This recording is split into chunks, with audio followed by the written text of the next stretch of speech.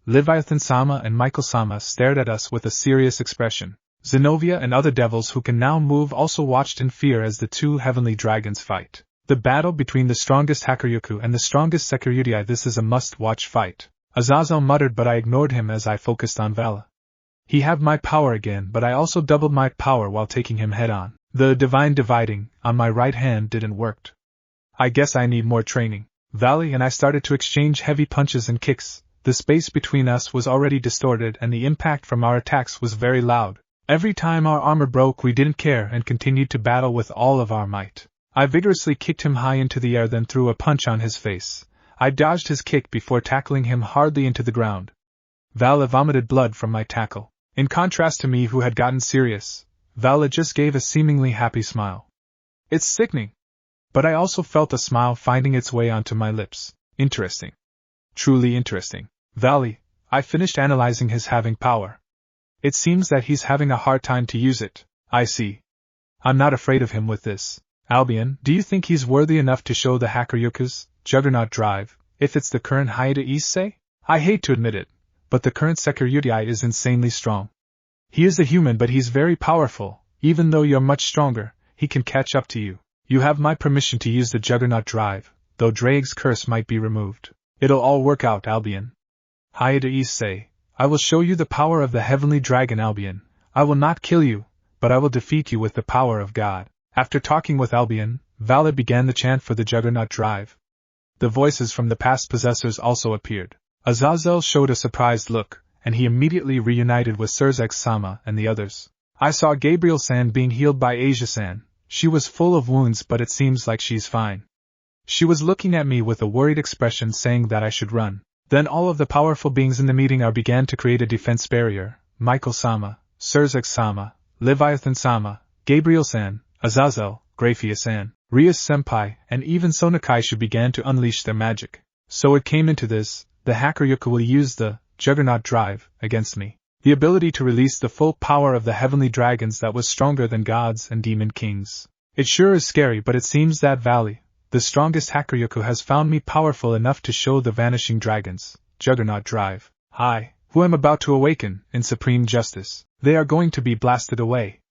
They certainly are going to be blasted away. I am the heavenly dragon who had the principles of domination stolen from everything. The dream will end. The illusion will begin. I envy the infinite, and I consider the dream everything. Yes, give us everything. I will master the path of the road of domination of the white dragon, and I shall lure you to the utmost purity. Juggernaut Drive. The whole area got covered by bright lights. Huge output of light is covering Vala's figure. I can feel an overwhelming power which I can't even calculate. It's so amazing that it paralyzed my senses. So this is the Juggernaut Drive. Vala's armor began to change. It became sharper formed and it grew a large wing. From both hands and feet, claws-like thing appear. On the helm, many horn-like things appeared. That appearance is a dragon itself. Gioan. Vala's surroundings got blown away. Everything was destroyed with no traces left. The aura that was already scary got even scarier and stronger. I feel like the armor of my balance breaker would melt by just feeling this aura. This is the power of a heavenly dragon, Haida Issei. I will give you a minute to prepare yourself. Even if I won't kill you, I won't hold back. Vala says it with such intensity. I feel like I will collapse from feeling this scary aura. So this is the power of a heavenly dragon, it's scary Drake. Can I fight him in this state? You will die, partner, even if he used all of your stamina left. You won't be able to reach him. This is the end of the battle. Drake, let's use it. Are you sure, partner? Even though the time for the Dragon Emperor increased, it's only by a mere 1 minute. Can you finish this in 2 minutes? Let's see. Drake.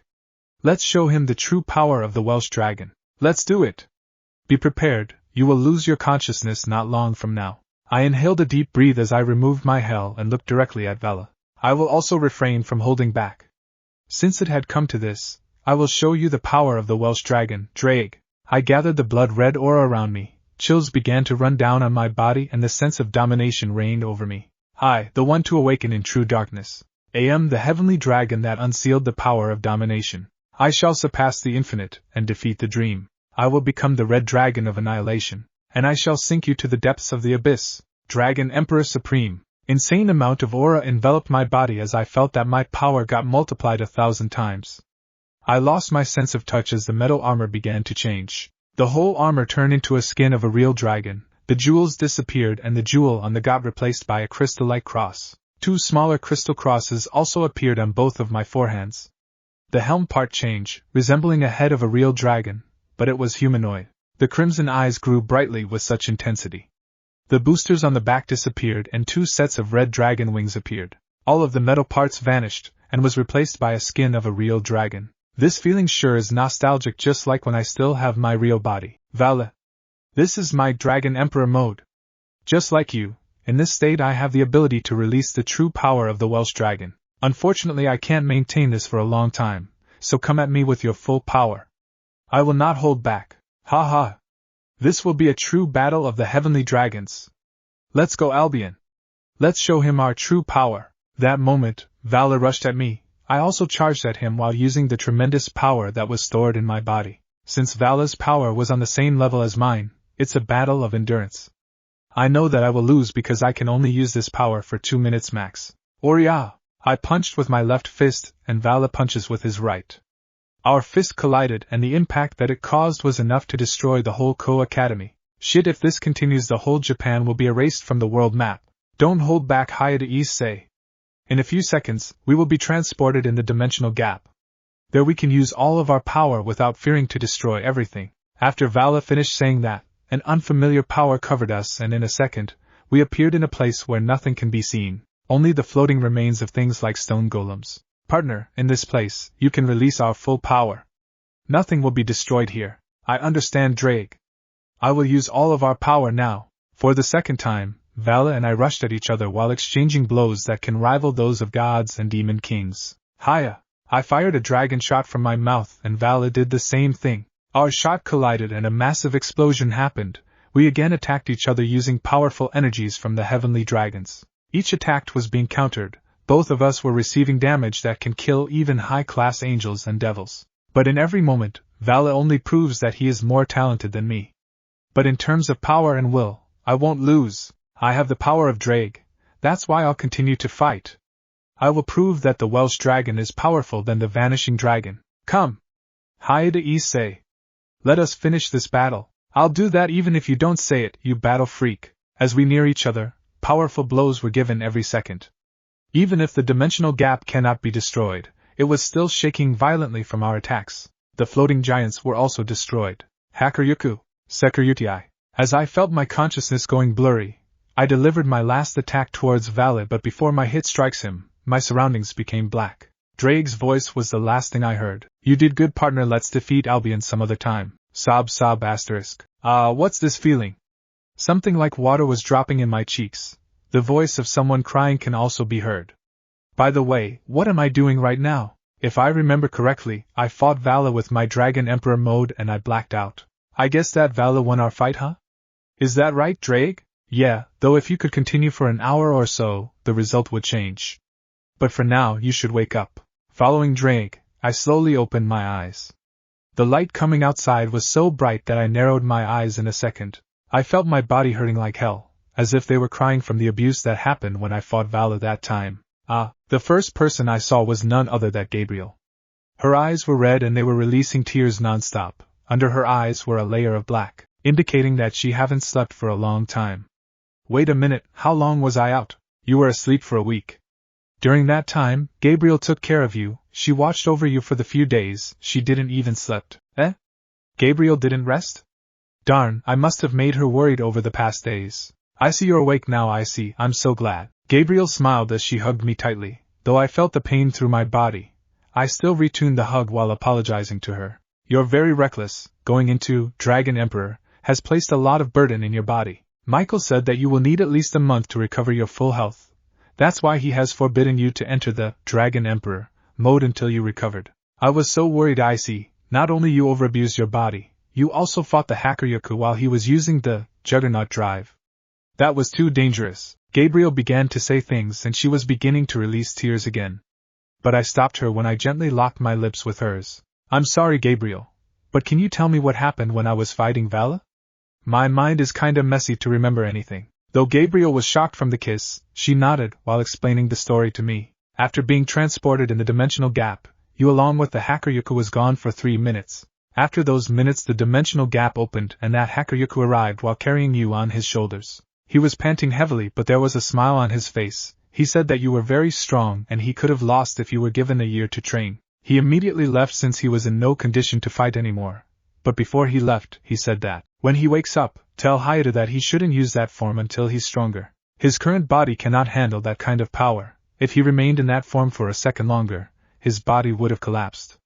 He needs to rest for a long time. I listened intently to Gabriel as she told me what happened. The whole Academy was destroyed and there were a few casualties in the human part.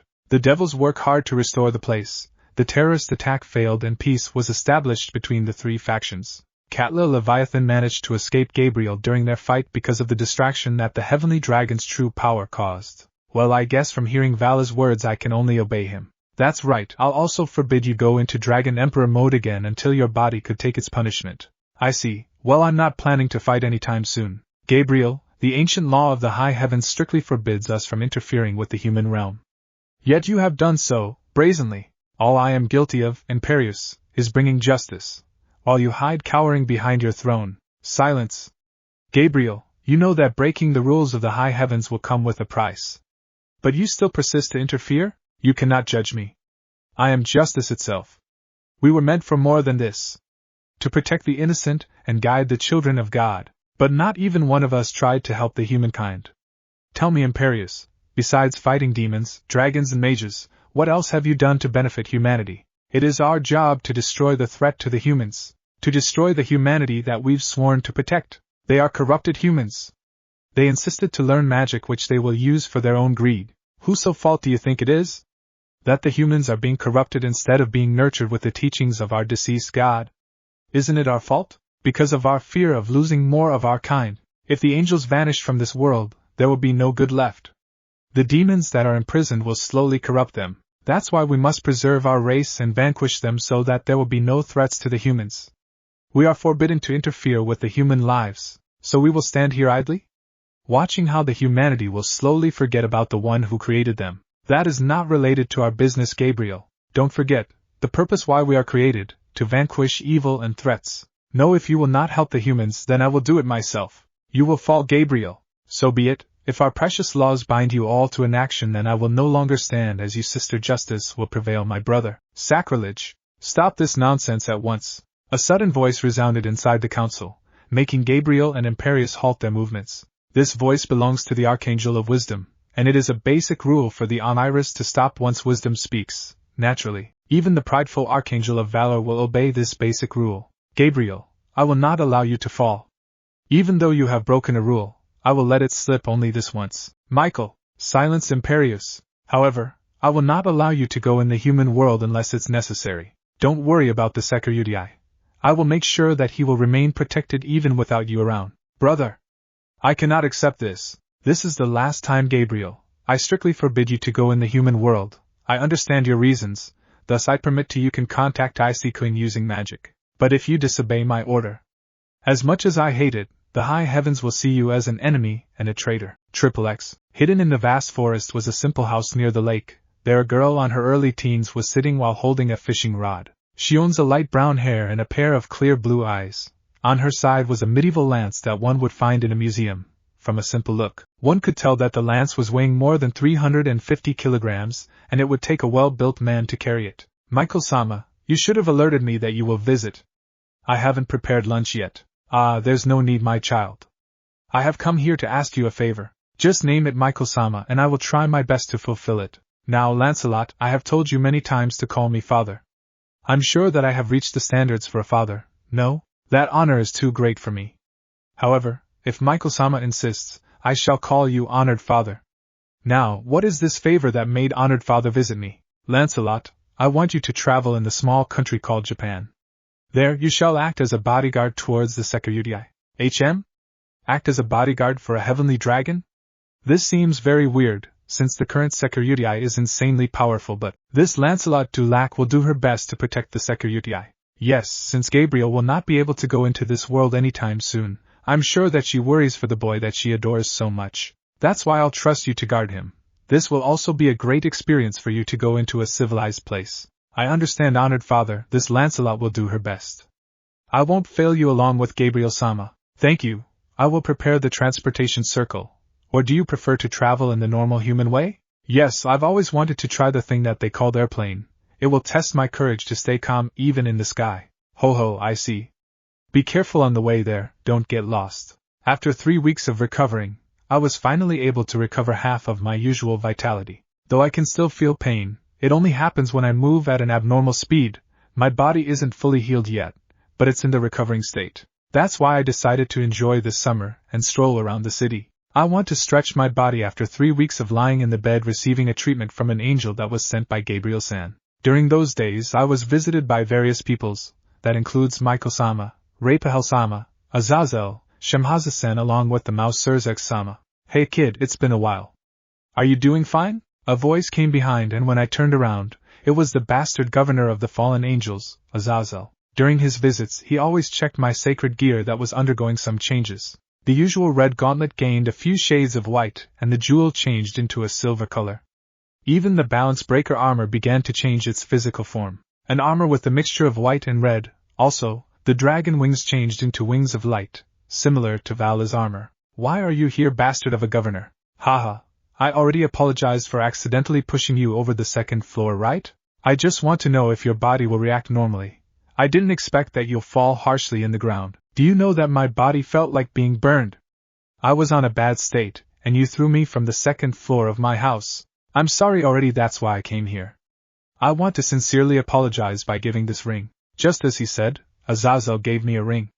It was a gold ring with a green stone and ancient markings. I could tell that this ring is not ordinary. That ring is the Endivali. It was used by a certain Persian war god, to conceal his presence and mix with the humans long time ago. If you wear it, your dragon aura will be concealed, and it will be useful to avoid attracting strong foes because of the power of the Welsh dragon.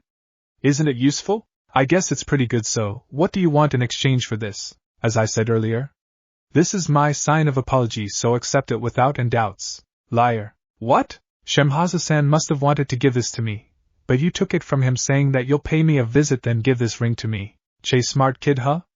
Well, you should still forgive me since I, who is the popular Governor-General of the Fallen Angels, came here personally to deliver that ring to you. Doesn't feel honored at all. Cool, I give up.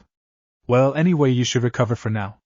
Who knows when Vala will attack, and when that time comes, be sure that he will fight you in his perfect condition. Perfect condition? What do you mean? Ah yes, when you fought Vala, he was severely weakened from the wound that he acquired from his earlier battle with an unknown enemy. But it is still a great feat to fend him off and make him use the Juggernaut Drive, so don't fell down. Ha! What a good reaction. Well, he is a monster, so don't feel bad about yourself. Wah! It's already 12:30. I need to go. See you next time, Dragon Kid. Yelling those words, Azazel ran off to somewhere, but before he turned his head I caught a smirk attached on his face. For some reason I felt a bad premonition. After meeting with the bastard governor, I proceeded to enjoy myself by playing in the arcade center. I didn't notice the time passed, and I stopped playing when I surpassed my old record and became the highest record holder, twice the score of Azazel when we played this game a month ago.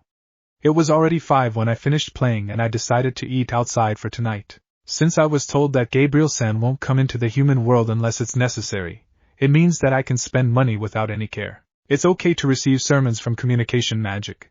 I need to enjoy myself after enduring 3 weeks of pain from the last battle with that battle freak. The restaurant that I chose was a Mexican restaurant.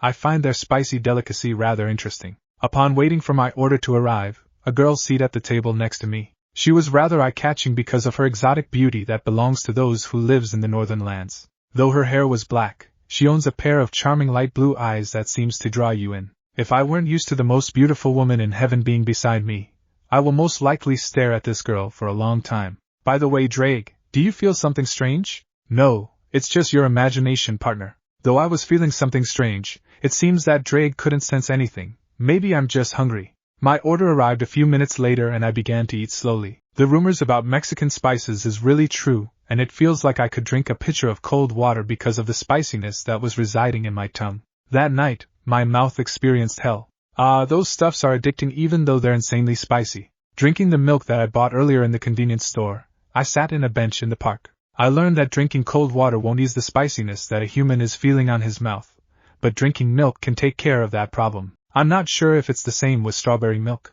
By the way, Drake, when you were still alive, what do you usually eat? Apples. What kind of apples are those? I've always heard that dragons eat humans. Those are carnivorous dragons.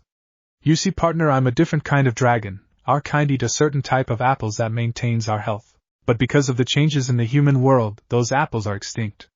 The surviving dragons in this time are most likely carnivorous or energy suckers. Is that so? I wonder what kind of apples are those. It's the same apples in the legends. There is a myth about the hero Hercules trying to save a friend from the curse of a certain earth goddess, and to gain the forgiveness of the earth goddess, Hercules must offer golden apples. But those apples can only be picked by a god, thus Hercules asked the god Atlas. In exchange, Hercules will temporarily carry the world until Atlas returns.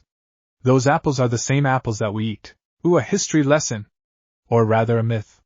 Thanks for the explanation, Drake-sensei. As I stayed in the park, I chatted with Drake for some time. Some people who passed by thought that I was talking to myself. That's why I brought my cell phone out so no one will think that I'm crazy. When I was asking Drake about dragon eggs, I felt a hot air blowing from behind me. A sound that belongs to a wild beast can also be heard. As I thought of that, I slowly turned around to see a giant figure standing behind me. With the height of more than 2 meters, an upper body like humans and a body that belongs to a horse, it was a centaur. No way! I didn't even sense its presence. Neither do I, partner. I think that the ring you are wearing have something to do with this. I haven't been able to feel any presence since the time you wore it. Crap! Hugh! As the centaur stomped the ground, I was naturally sent flying away. I ran for my life, forgetting for a moment that I have the feared heavenly dragon residing inside me. But even though I'm the Red Dragon Emperor, I still can't use the boosted gear because my body won't be able to take its power. The reason was simple. There was a healing magic taking effect inside my body. If a foreign magic enter my body, the healing magic will naturally disappear, leaving my body in another aching session. Damn you, Azazel! I won't forget this. Get down, boy! A feminine voice shouted, and hearing that, I naturally looked at the owner of the voice. From the silhouette, it was definitely a girl, and she was holding on a long sword. Whoever that girl is, she's not normal. That's why I'll entrust my life to her. As I got down, the figure of the girl leaped towards the centaur, and in a flash the 2-meter centaur was sliced and engulfed in blue lights. As if being burned, the centaur was burned into ashes by the girl with the sword. Are you alright? The light from the street lamp revealed the face of my savior. It was the girl that I saw earlier in the Mexican restaurant. The black-haired girl who carried the noble aura. She offered her hand, and I naturally accepted her goodwill. Once I touched her hand, I was overwhelmed by the softness and smoothness of her skin. Ah, yes. Thanks for saving me from that centaur. I see that you are not traumatized nor bothered by the fact that a centaur just tried to eat you. I already know about gods and other creatures aside from humans, so I don't really feel scared because of a half-human, half-horse. Is that so? Even though you're a simple human, I admire your courage. Tell me, what is your name? I'm Issei, and once again I thank you. I am in your debt for saving my life. Then I'll expect you to do something for me in the future. As a man, you will not take your words, right? The girl asked, and I nodded in response. For some reason I couldn't help but feel scared because of the smile that the girl in front of me was giving. Though her smile was beautiful, it was also malevolent, and it seems to hide something horrible. By the way, my name is Graziella Lacruzet. And if you already know, I am one of the great knights from an organization and a sacred gear possessor at the same time. I see. By the way, why is there a loose centaur in a city like this? I guess it was because of the destruction of a sacred totem on the place where the new construction is being built. Gabriel-san said, pointing at the construction site out of town. It seems that they are building a new skyscraper over that spot. Well, I will bid my farewell now. I expect that this will not be that last time we'll meet, the great knight said before slowly walking towards the dark part of the town. Her sword disappeared as her silhouette slowly blended with the darkness. I released a sigh of relief as I looked at the ring on my left hand. I'll definitely punch that bastard of a governor. A few minutes later, I arrived in the train station near my house. I was tired greatly because of the earlier run from the man-eating centaur. But when I arrived in front of my house, I was again able to release a sigh. A girl was currently sitting while leaning her back on my door. She seemed like she was sleeping, but I was curious because aside from the girl, there were also some luggage beside her. She must have mistaken some address. From her looks, she was definitely a foreigner. Who's the monster who will make a girl of my age to travel alone in a foreign country and go into the designated address without proper knowledge of the maps and places in here? Feeling the urge to help the girl, I walked towards her and shook her shoulders to wake her up. Hey, excuse me, miss, but it seems you got the wrong place. Good morning, are you the Red Dragon Emperor? The girl spoke in fluent English, see? She doesn't even know Japanese, and wait, did she just said Red Dragon Emperor? By the way, it's not morning. Right. Sorry for not introducing myself from earlier. My name is Lancelot Dulac. I was sent here by Honored Father to guard the current Red Dragon Emperor Hayahaibo Issei. The girl took out a paper with some English words and tried to pronounce my name, though the way she pronounced it was wrong. But who is this Honored Father? First of all, it's Hayate Issei. Second, what kind of name is Lancelot? Third, who is this Honored Father? I replied to the girl while also using her language, as seems like my time on learning English will really come in handy. Take that. Annoying best friend who says that English is only useful when random foreigners appear and ask you directions. Honored Father is Michael-sama. Don't you call Gabriel-sama Honored Mother? Wait a minute. Why would you call a legendary and powerful angel Honored Father? And why would Michael-sama send a strange girl with the name Lancelot to protect me? Isn't this just wrong? Before we talk, let's get your luggage inside before it rains. Also, how long have you been waiting for me? Have you eaten anything yet? Well, now that you mentioned it. I haven't eaten anything in 3 days. I'm pretty hungry. 3 days. You see, when I came here from the airport, I forgot that I don't know how to read a map. I tried to ask peoples, but it seems that they can't understand me. I ended up staying in the airport for a day, then I got tired and decided to try my luck in traveling. Then I ended up using all my money in transportation. I even forgot to buy food. Then I tried to sense your aura and I ended up here. But later, your aura disappeared, so I just waited here. I couldn't help but open my mouth in shock. This girl named Lancelot is hopeless. It also seems that she's an idiot. Why would Michael-sama send her here? But enough of that. This girl haven't ate anything for 3 days. She also looks tired. That's why she slept outside. I'll prepare some food. Please use the room on the 2nd floor. The one with the gray door. That one is the only vacant. Can I use the bath? I want to freshen up before eating. Please help yourself. The bathroom is over there. After placing all of her stuffs inside the house, I began to cook for the strange girl named Lancelot. In the middle of frying, something came in my mind. Why would she travel normally if Michael-sama can teleport her? Just when I'm thinking of that, Lancelot called me in the bathroom. Hey Lancelot-san, is there anything wrong? What are you wearing? I entered the bathroom thinking that Lancelot have something decent to wear. I never expected her to wear only her 2-piece underwear. In a brief moment I saw her body. Though she looks like a European, she wasn't very tall. She owns a voluptuous body with skin as white as snow. A body with proportions of a model, but in spite of all that, a bountiful bosom that looked as if it will overflow from the brazier, just like ripened fruits such as apples and peaches. Well, I was wondering, where is the water? Aren't there any water? There isn't any water in this marble water container. Lancelot pointed at the bathtub. Since when did the bathtub become a water container? Ignoring her, I proceeded to turn on the faucet, and the water began to flow out. I looked weirdly at the faucet before asking Lancelot a question. Of course I didn't face her. Amazing! Water is flowing out from this thing. Is this magic? No! This is not magic, anyway. Haven't you used one on your house before? This is common knowledge. This is not magic and common to humans? I don't have anything like this in the house.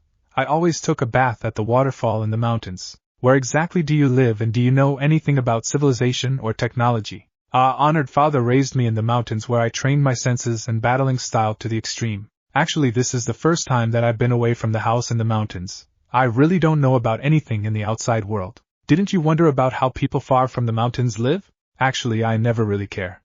All I need is in the mountain. The food is the vegetables, fruits and animals, while there are clean water in the lake. I can also train without disturbing anyone. I live secluded and alone, while Honored Father visits once every month. The truth is, it was very lonely there. I only talk to animals and I've never met anyone besides Honored Father, Lancelot said while giving a lonely smile. I felt sympathy for her, but I remembered that I was cooking something and noticed that I have been looking towards Lancelot, who was only wearing her underwear. Right. I need to prepare food for you. Call me if you have any questions, but please cover yourself with a towel or something if you're gonna call me. With that I left the bathroom with a little sanity because of Lancelot, who lacks common sense. But I also learned something about her because of this. A lone girl that was raised without any luxury nor friends. She grew up while enduring the challenge of being alone, being trained as a hunter and a combatant at the same time.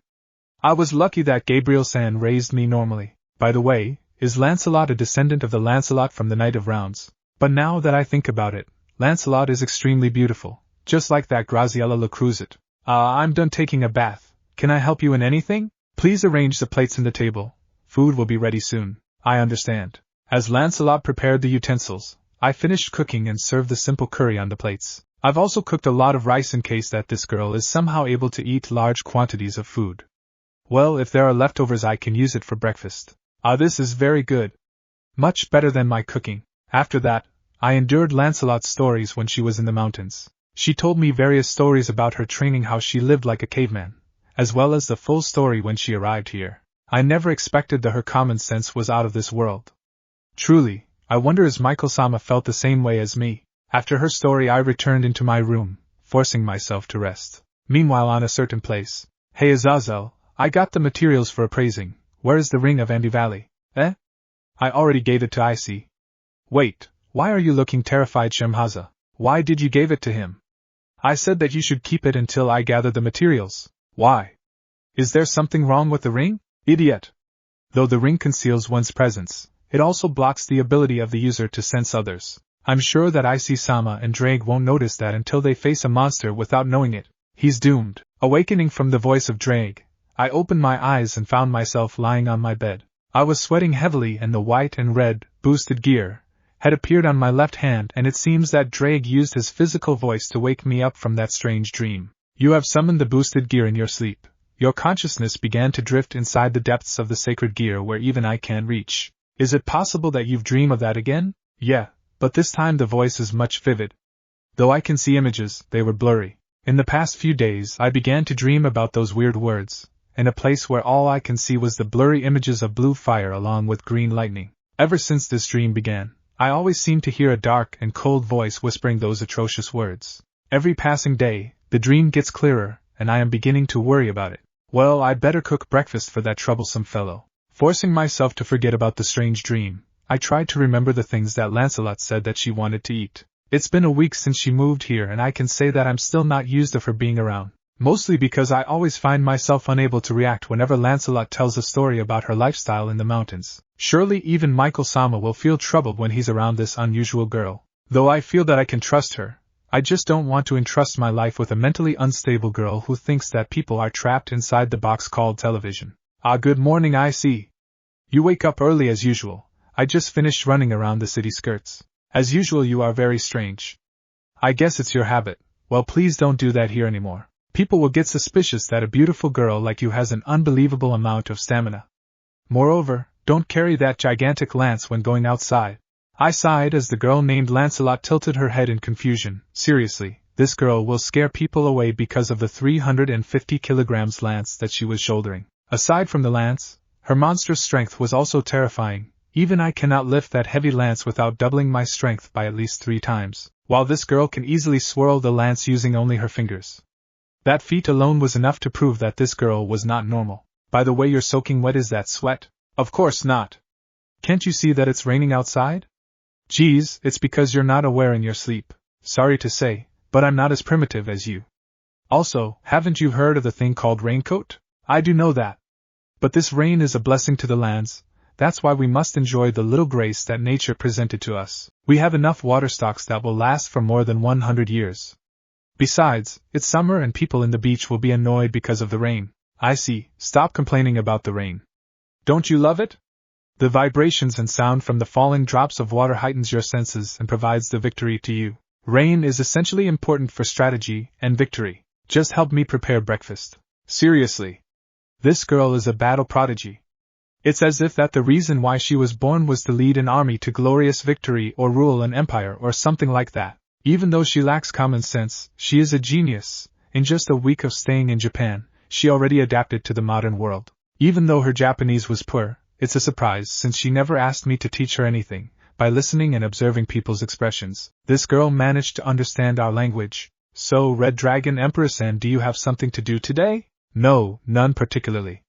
Why did you ask? Great. Since this day is good, we can train all day.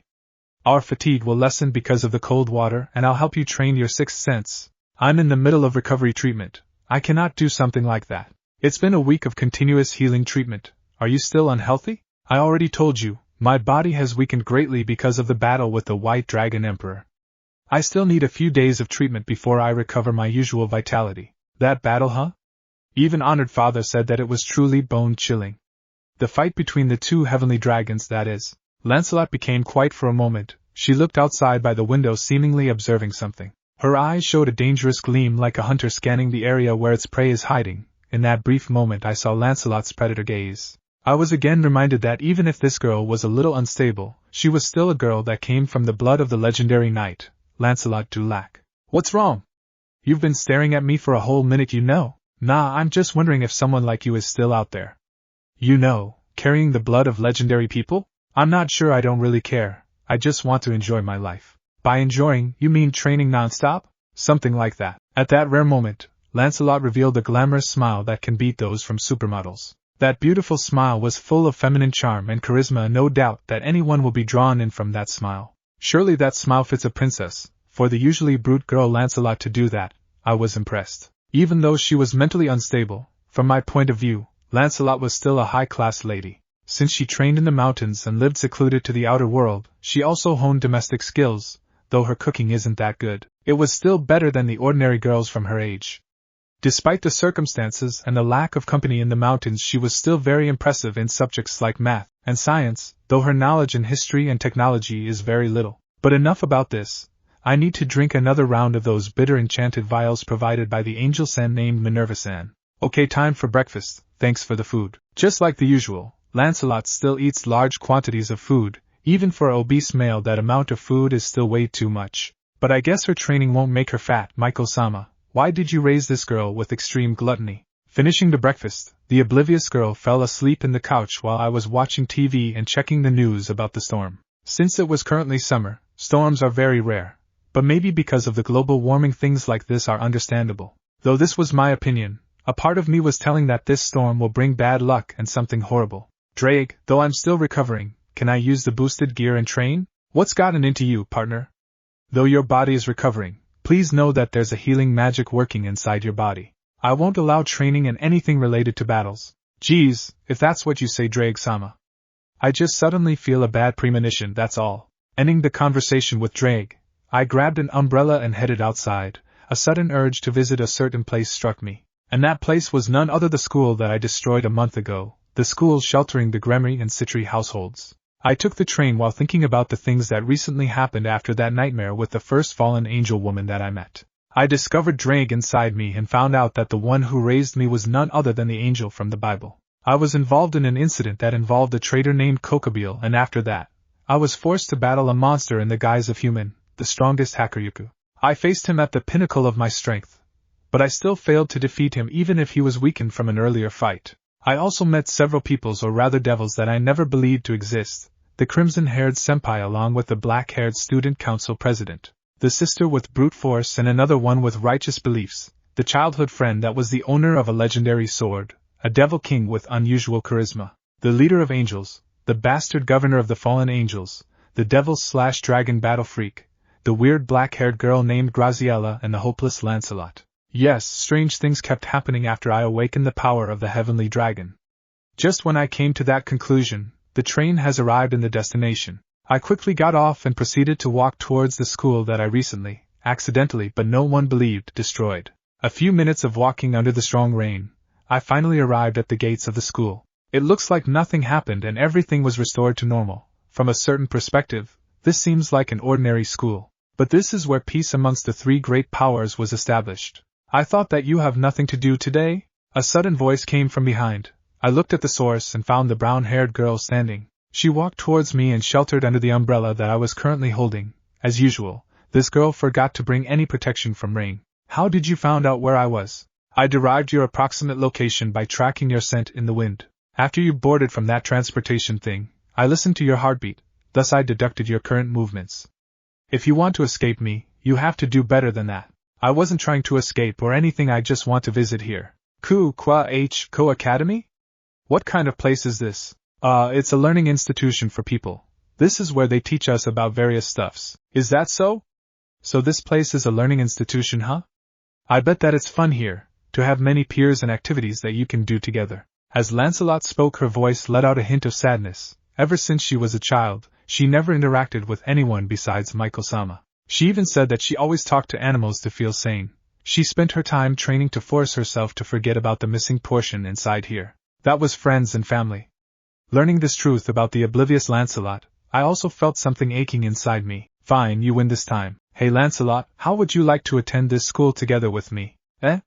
But I'm only your bodyguard, a knight. For Issei, I cannot do such a thing. Okay. A chance? This is the only time to be good to her, don't mess up Issei. It's fine, you're not a bodyguard nor a knight, Lancelot. You're my friend, that's why I'm doing this. Besides, won't it be easier to protect me if you're in the same place as me? You could also amuse yourself with the people you will meet, not to mention to enhance your pitiful knowledge about modern civilization, technology and history. To make this girl feel better, I decided to help her fill the emptiness inside her heart. This is the least I can do to make her life normal. I've also decided that teaching her about stuff she didn't know will greatly help her adjust into this world. But for the purpose of balance, I deliberately added some insults with my sentence, something that would reduce her goodwill towards me. Upon hearing my insult, Lancelot's mouth seemed to twitch by millimeters. It seemed like she was pressing her lips together in an endless line, but she was actually curling them. Her cheeks got tainted by a shade of red, and in that brief moment, Lancelot revealed a smile full of sincerity and elegance. A smile that befits a beautiful princess in fairy tales. And with a sound, she drifted over to my side and, lightly kissed my left cheek. That's the sign of my thanks. This is the first time that Lancelot has been moved by words. Moreover, Issei said that he is a friend of Lancelot. Why yeah, again, Lancelot beamed a smile. Tears were welling up in her eyes, and it definitely looks like they will fall any time soon. What? Did she got moved by such cheesy line? Oh no, maybe this girl is a lot more hopeless than I calculated. But still, seeing her smile naturally made me somewhat happy. That kind of smile is very precious, something that I must protect, and all of creation shall tremble before our wrath. Issei? What's wrong? You look different from the usual, and no, don't mind me. My earlier thoughts were erased when that familiar dark voice resounded in my head. Lancelot immediately noticed the change, and she worriedly asked me, but I shrugged it off while regaining my sense of rationality. Though Lancelot looked like she wasn't going to let go of this topic. But thankfully she got distracted when someone tripped miserably in the wet ground. I looked at the familiar boy with the brown hair who was glaring harshly at me. Genturu? Damn you, Hayada! I thought that you were here to help us from the destruction you caused last time. But instead, you brought a cute girl to make fun of me. And why is she clinging on your arm like that? Is your girlfriend? Darn it! To get a foreign bishuju, you already have many girls here, you good-looking bastard. You're muttering those things again. Lancelot is not my girlfriend, I said clearly to the boy, who was crying while rolling in the muddy ground. But another voice let out a dissatisfied tone. It was Lancelot. What do you mean, Issei? Am I not a girl? Also not a friend? You said it just a minute ago. And to think that we have deepened our bonds with that promise. What? What did you promise to that innocent girl Hayadu? And deepening your bonds? Did you two kiss? Why, wait, it's nothing like that. Didn't I kiss you a moment ago? Why are you denying it? Arg. Hayadu, you bastard of a Casanova. Thus, my problems became heavier because of the two idiots that were questioning me. This day couldn't possibly get worse. But still, I guess this kind of things is refreshing sometimes, to have a stupid argument with the stupid people you call friend. I thought as I noticed that summer break is coming into an end. Hey, Hayadu! Have you heard of the new transfer student? I heard that she was a hot chick that came from England. The boy behind me named Sarayashiki told me as he revealed an excited smile. The rumors that a foreigner will be transferred here was already out, and people were wondering about the strange foreigner students, just like Asia Argento and Zenobia, who didn't tell her surname. As the teacher gestured someone to get in, the transfer student with brown hair and clear blue eyes walked elegantly towards the classroom and performed a polite bow. My male classmates began to cheer at the beautiful girl in front of the class. When the teacher told her that her seat near the windows, the transfer student frowned as she walked towards my seat and declared, "To begin first, I shall explain. I, Lancelot Dulac, have someone I have sworn to share my destiny and life with, to be close at all times, this gentleman, Hayada Issei." She had a magnificent tone of voice, her words spoken like performances in classical English drama. What is she saying all of a sudden? Kaya! Hayada-sen already promised someone? TSK, that bastard. Chance gone. My classmates all made expression like that. Lancelot continued her address. As usual, she's the oblivious girl that's making other people's misunderstood our relationship. if we ever had one. The place that I should seat at cannot be anywhere other by his side. I would like you to think about helping me with my mission and pardon my selfishness. Suddenly the surrounding students had gotten up from their seats, and started changing seats to grant Lancelot's firm request. At that time, I can guess that Lancelot's absolute command had struck my classmates' hearts. Even the teacher stood like a military personnel. Thus when the class started, the gazes of my classmates were naturally fixated at me and Lancelot. If Gentry hears about this, he'll rampage even more. Small things later. I need to check Rias-senpai and the Occult Research Club. It seems that I also need to introduce the self-proclaimed knight, Lancelot. Hey Hayato, where did you met such a beautiful girl? Can you introduce us to some of your friends? Damn Hayato! You again caught another innocent girl. As lunch started I was attacked by different questions and complaints from my male classmates. Their eyes were full of intense hope/hatred against me. If those gazes can kill, they would be able to kill me with their stare. But more importantly, Lancelot was enjoying herself while talking with some girls who came at her seat. Lancelot-san, what a strange name. Hey Lancelot-san, is it true that Hayato-san is your boyfriend? How lucky, eh? Hayato-san has already Lancelot-san? But wasn't the rumor a month ago says that Rias-onissima and Akino-onissima have an affair with him? Kaya, if that's the case, then I don't mind being his concubine. Lancelot-san, would you like to join us for lunch? The attack of the surrounding girls were non-stop. Even the cheerful and oblivious Lancelot cannot comprehend the current situation. But it seems that she understood the last question as she declared, I'm sorry everyone, but I will only eat lunch together with Issei. I must always be on his side no matter what. Thus, another misunderstanding was caused by Lancelot and her obliviousness to the human society. After we ate lunch, a familiar face appeared. It was Yudo Kiba-san. As usual, his face had the refreshing smile that attracts all of the girls in the school. I secretly stole a glance at the girl beside me. She was still showing the idiotic smile on her face, and it seems that she hasn't fallen in love with Kiba-san. It'll be bad if she did. Many girls have fallen for him, and it'll be a war if Lancelot joins the fray. There you are, Issei-kun. I was ordered by Bucho to pick you up. I know it's rude to ask, but who is the lady over there? Greetings, I am Lancelot Dulac and I am Issei's bodyguard. Devil, I don't know what you want, but I shall not let you influence the Emperor. With a rough voice, Lancelot introduced herself and threatened Kiba at the same time. Though she was smiling, I can see a horrible intent behind. Even Kiba was terrified by the strange greeting that Lancelot gave. Hey Lancelot, don't act like that. They are our comrades, please don't do anything that may cause another conflict. As I scold her, Lancelot calmed down, but her eyes weren't showing any signs of agreeing. I was invited by Kiba to go in the Occult Research Club since Gremory-senpai said that she has a favor to ask me. Kiba was still wary about Lancelot who was following me.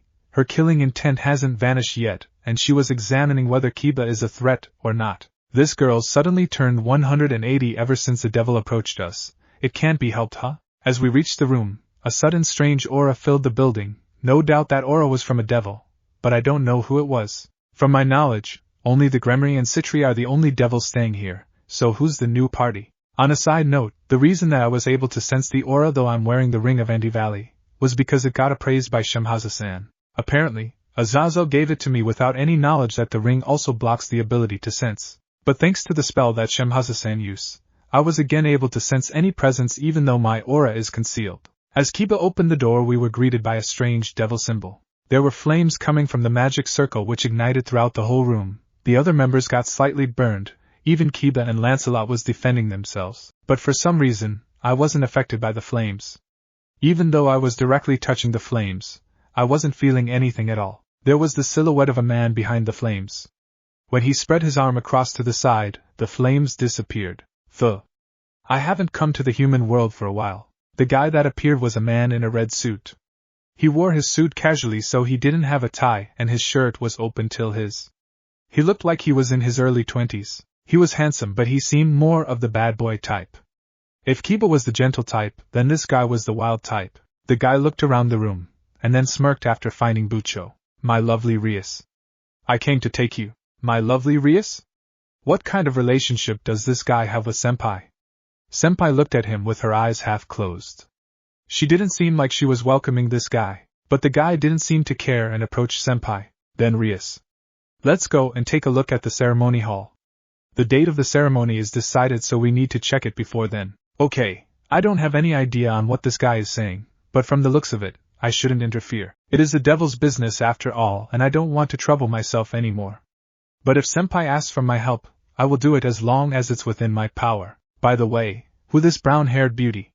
I would welcome her to my servants even though my peerage is full. Noticing our presence, the frivolous devil immediately doted on Lancelot, but the latter ignored the handsome devil while maintaining a close proximity to me. Hey you, don't go being rude towards this girl. I assure you that her wrath will be your end. I said it clearly to him. When the guy looked at me, I could tell he was looking at me as if he was looking at some trash. Man, this guy is pissing me off. You should be grateful to me since I am currently holding Lancelot. If I didn't, you will surely be pierced by her gigantic lance. You, who are you? I don't feel any aura from you. Even a human's aura cannot be felt. He said it with a displeased voice. It was totally different from the sweet voice he had towards Rias-senpai and Lancelot. He was definitely looking down on me. I could feel his hatred towards me. But I don't really care about his opinion. I am Hayata Issei of the Sekiryutai. The man let out a gasp as he heard my introduction. He looked doubtful as he examined me from head to toe.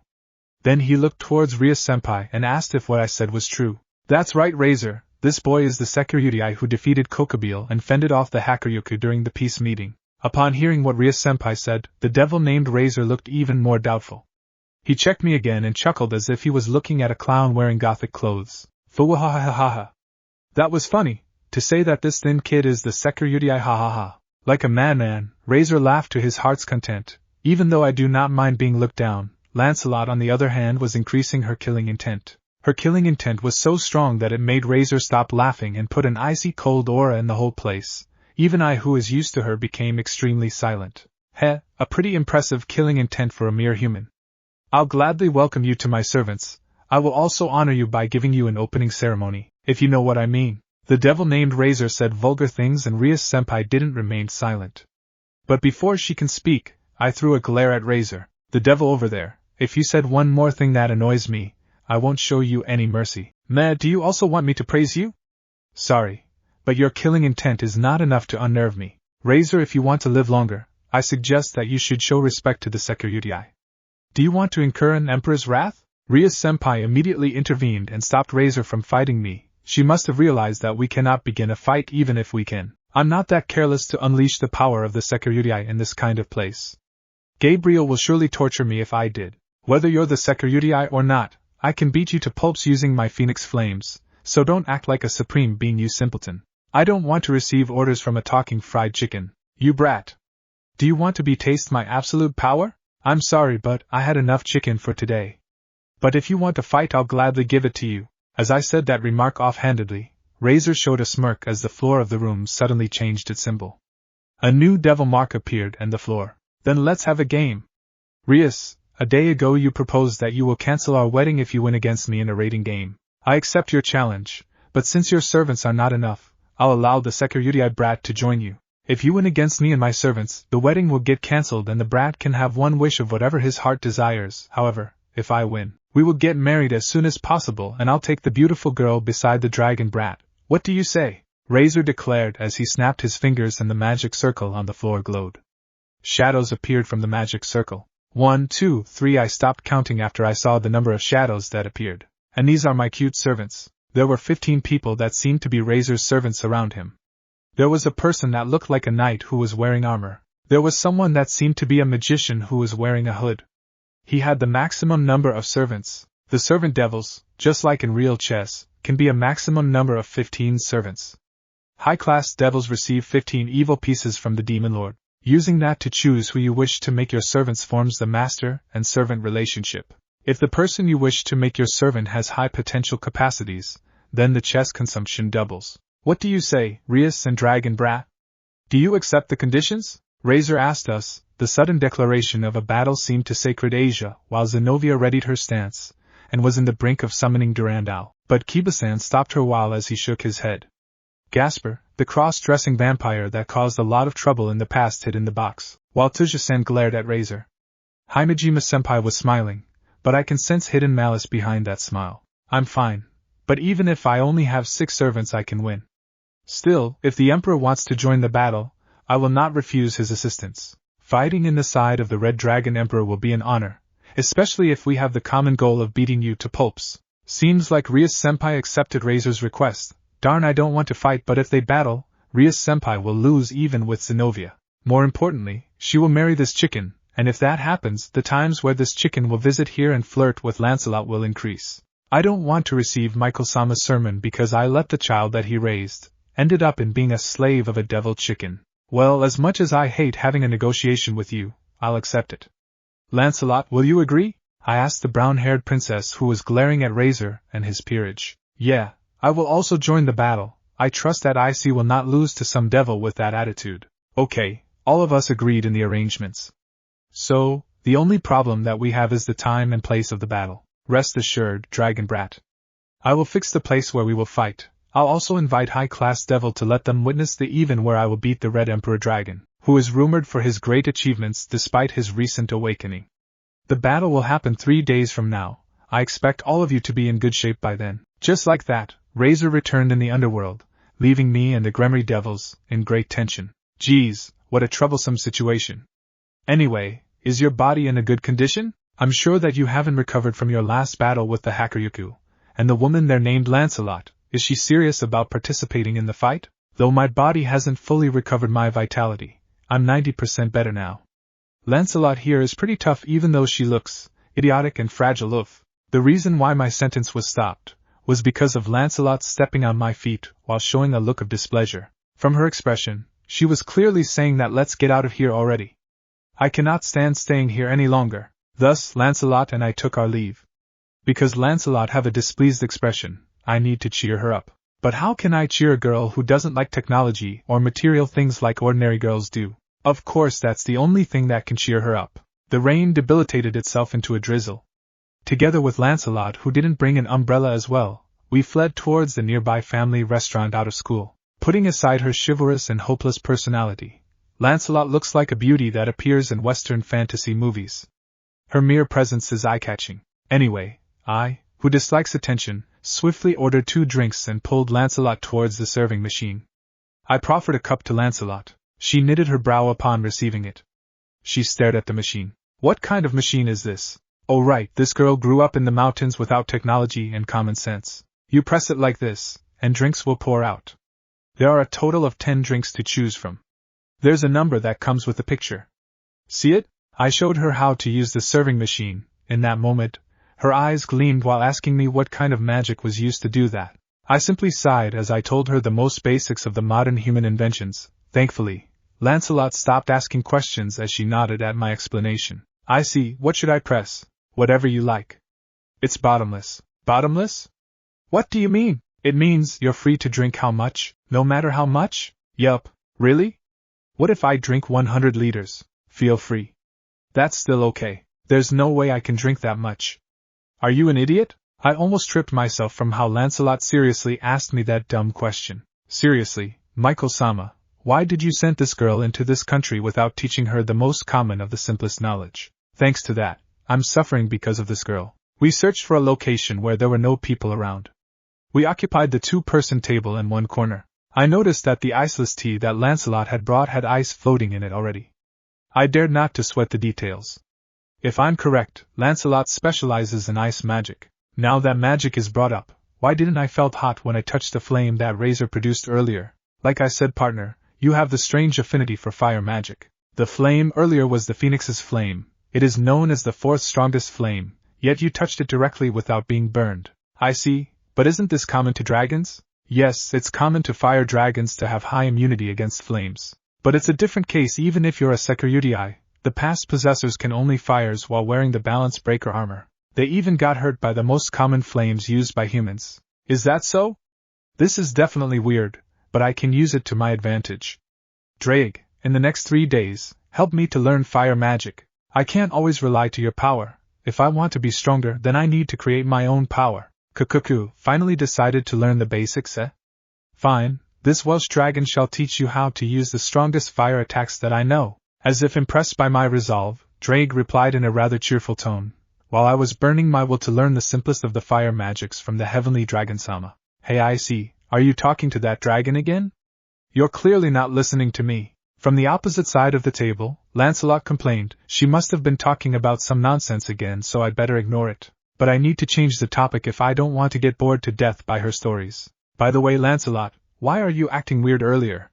Are you not comfortable with the devils? That's right, I don't like the feeling when I'm close to a devil. The truth is, Lancelot hates it when she is near a devil.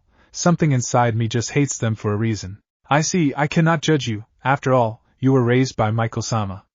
But don't go harboring the thoughts that all of the devils are evil. Majority of them are nice and civilized, though some of them have the same attitude just like that fried chicken bastard. I know that. I know that the devils in that building were all nice, except for the male with flames. But I just can't get rid of the feeling to be wary of them. I understand that why I won't push you to go in the devil's territory. As for the future battle, you don't need to come. I promise you that I wouldn't lose to that bastard. No, I'll come with Issei. It is Lancelot's job to protect him, and I don't want to be separated to my friend. 3 days later, Life 7, a symphony of frost and flame. On the day of the decisive battle, Emperor, I am ready for the battle that will happen. While I was on my room preparing for the battle that will happen an hour from now, Lancelot entered while wearing a medieval Western armor, with a white breastplate, cuirass and greaves. She was even wearing a skirt-like, fold and curved gauntlets. Though her armor reveals a lot of her waist, Lancelot looked like a princess warrior. Her lance wasn't the common that she carries, it was now 2 meters long, completely made of silver. The aura that it was releasing was truly powerful. Lancelot, that lance, so Emperor have noticed? This is the lance of Olympius, the legendary lance that was owned by Olympius, the Celtiberian war chief who led a rebellion towards Rome. It was said that this spear was sent to him by the Persian god, Mithras, who was on par with Varathragnasama and Indrasama. I assure you that a swing from this lance is enough to kill even middle-class devils. Just like the holy spear of Longinus, spear of Triumph, spear of Tombajiri and spear of Rongomian, this spear also carries a holy aura granted by the god of light, Mithras. I see, that spear is truly dangerous. By the way, your armor reveals a lot of your skin in the waist. Is that fine? We're on a war, Emperor. This is not the time to worry about someone's waist. Also, only the side parts are visible due to the cuirass, so it's not a problem. Why are you calling me an emperor? Moreover, this is not a war. You talk funny. It's normal for a knight like me to call my master lord, but since you're a Japanese, isn't it fitting to call you emperor? As for the second statement, every battle is a war, my lord. One shouldn't treat war so casually. I get it now. Please refrain from calling me emperor and other stuffs. No can do. I, as the knight of Lord Issei, cannot address my master by his name in times like this. If you don't like the title of emperor, I shall address you as Lord Issei. I sighed as I listened to this girl that belongs to the 13th century. On a side note, we are already at the building where the battle will take place. In other words, we're in the underworld, the homeland of the devils. We were transported here by the silver-haired maid who will act as the arbiter of the match. I think her name was Gabriel-san, the maid which was also present during the peace meeting. By the way, my lord, you look dashing on your clothes. Though you don't have the aura of a warrior, you definitely carry the nobility of a hero. Lancelot praised as she examined me from head to toe. I was currently wearing a black leather coat with a grey long sleeve, black comfortable pants and a red gauntlet on the right hand. The reason for this was to hide my hand that was full of wounds from the training that I did. My left hand was clad in a similar gold gauntlet, a modified version of the ring, and Valley. Once I summon the boosted gear, the black gauntlet will transform back into its ring form. Do wearing this kind of outfits really suit me? Amen. My lord really looks stunning. Let me fix your hair to match your clothes. Leave it to your humble knight, my lord. Just as she said that, Lancelot started to ruffle my brown hair and pulled them downwards. She used a light ice spell to make my hair easier to fix. Though I am vehemently against changing my usual hairstyle, Gabriel-san did say that my hair should be longer so she could caress it. But I don't really like my hair covering my vision. There.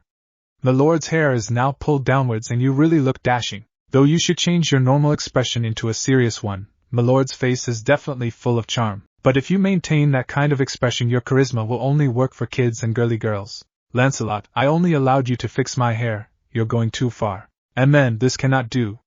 My lord needs to listen more to his subordinate's suggestion. I never asked for your suggestion. As I coldly answered Lancelot's question, another person entered the room. It was Rias-senpai along with Himejima-senpai. The red-haired One-Isen was wearing her usual Ko-Academy uniform while the black-haired sadist was wearing priestess clothes. It was more like a Miko's traditional clothes. Era, you two are already dressed? Well, let's do the waiting in the main hall. The Mao, Lucifer-sama wanted to see the security again. Himejima-senpai said as she led the way with me and Lancelot following. I remember meeting the Mao, Surzek-sama when I was still recovering. He was unusually cheerful and laid back. Most of all, he was truly a charismatic leader. Even the angel-san who was doing the healing magic was attracted to him. She almost fell. Ah, Issei-kun, looking good there. As we arrived in the main hall, a crimson-haired man called on to me. He was slim yet trained, and he greatly resembles the Crimson Ruin Princess. In other words, this man was the brother of Rias-senpai. He was also the Mao carrying the title of Lucifer. Surzek-sama, it's nice to see you again. The handsome man smiled as he approached nearer. Lancelot on my side was shaking non-stop, her face full of tension, and it looks like she will erupt in any moment. I held her hand clad in armor to calm her down, and it certainly did its work. Seems like her circuits got messed up when she heard that I was called by a Mao. If I didn't held her hand, she'd probably summon her lance and destroy anything that moves. Sorry about her, Lancelot isn't used to the aura of devils. Ah, don't apologize. I'm the one who must apologize, bringing her in a place where devils live. I'm truly sorry, Lancelot-san. Not good, Lancelot will erupt. Because of Lancelot, I excused myself to Surzek-sama and proceeded in the waiting area. I calmed the poor girl as I waited for the match to begin. Besides us was the Gremry group, Kiba-san who was wearing a light armor, Tuja-san who was wearing gauntlets, Asia-san was wearing a nun's clothes while Zenobia was wearing her combat attire which revealed a lot of her legs. The match between Rias Gremry and Razor Phoenix will begin shortly. All of the participants, please go into the assigned area, you will be transported shortly. In that short moment, we were transported in a familiar place. This was definitely the room inside the old school building. I've heard that devils can create a space where they replicate places from the human world for their matches in the raiding game. This might be one of those places. Still, why would they copy the Ko Academy? The location where both teams were transported will be their base. Rias-sama's base would be the Occult Research Club room located in the old school building. Razor-sama's base would be the Student Council's room located in the new building. For the pawns to use promotion, please go to the enemy's base. In this game, Lancelot and I will fill the place of the vacant servants of Rias-senpai. Lancelot will fill in the place of the rook, while I will fill in the position of the pawn. Because I was the security, it was decided that I will fill the place for 8 pawn pieces. While since Lancelot was a pure human, she will fill the position of a rook equivalent to 1. Everyone please put this transceiver in your ears. Himejima-senpai gave everyone an earphone-type transceiver. Rias-senpai said that while outing it in her ears. In the battlefield we will be using this to communicate with each other, so we receive the orders through this transceiver. It's important equipment, so I have to make sure I don't break it. While Lancelot was clueless about the device she received, I assisted her and explained how the transceiver works. She seemed less surprised in this kind of things, while she was overwhelmed when she heard the thing called faucet and the serving machine. What a hopeless girl. Now it's the time for the commencement of the battle. Now this match will continue till dawn in the humans' time. Then game start. Ring, the school bell rang. So this is the ring for the start of the match. Like this, our first raiding game started. First we have to take down Razor's pawn. It will be troublesome if they all promotes into queen, Rias-senpai said it while sitting on the sofa. She was quite confident. Himejima-senpai started to prepare tea. Hey, we are in the middle of a match, you know. Just when I'm thinking about that, Lancelot on my side whispered, "My lord, this battle seems like it was based on the human game chess. It means that both players should take their time and plan each of their movements. So, this game must take a lot of time. We can only wait for the orders of the strategist. In other words, the crimson-haired devil. Is that so? I think you used your brain this time, huh? How mean? Do you thought that I'm a girl who goes by her instincts? Didn't I told you that when I was in the mountains I always make a strategy when putting traps and hunting wild animals?" Just when Lancelot was about to tell her story, Rias-senpai commenced her first move. "Yuto and Kaneko. You two set a trap in the forest. Take another map with you and mark the places where you set the trap in. I will make a copy afterwards and give it to everyone." "Yes, Roger." Tuja-san and Kida-san left the room straight away and took a map and a weird toolbox with them. Himejima-senpai served tea while Gasper will be left her with Asia. Rias-senpai decided that Gasper might be Razor's first target, and his power is not stable yet. Asia is the lifeline of the team. Should she retire, then the Gremry will be in a bad state. The only attackers besides the two senpai are Zenobia, me and Lancelot. By the way, I already told you about Razor's ability, have I not? Yes, the power of regeneration and his phoenix flames. Yes. There are 2 ways you can defeat him. One is to beat him down with incredible power, and the other one is to keep on taking him down until he loses the will to fight. The first method requires the strength of a god. The second one is to save our stamina until Razor loses his will to fight. If we can crush the soul of Phoenix, then it's our win.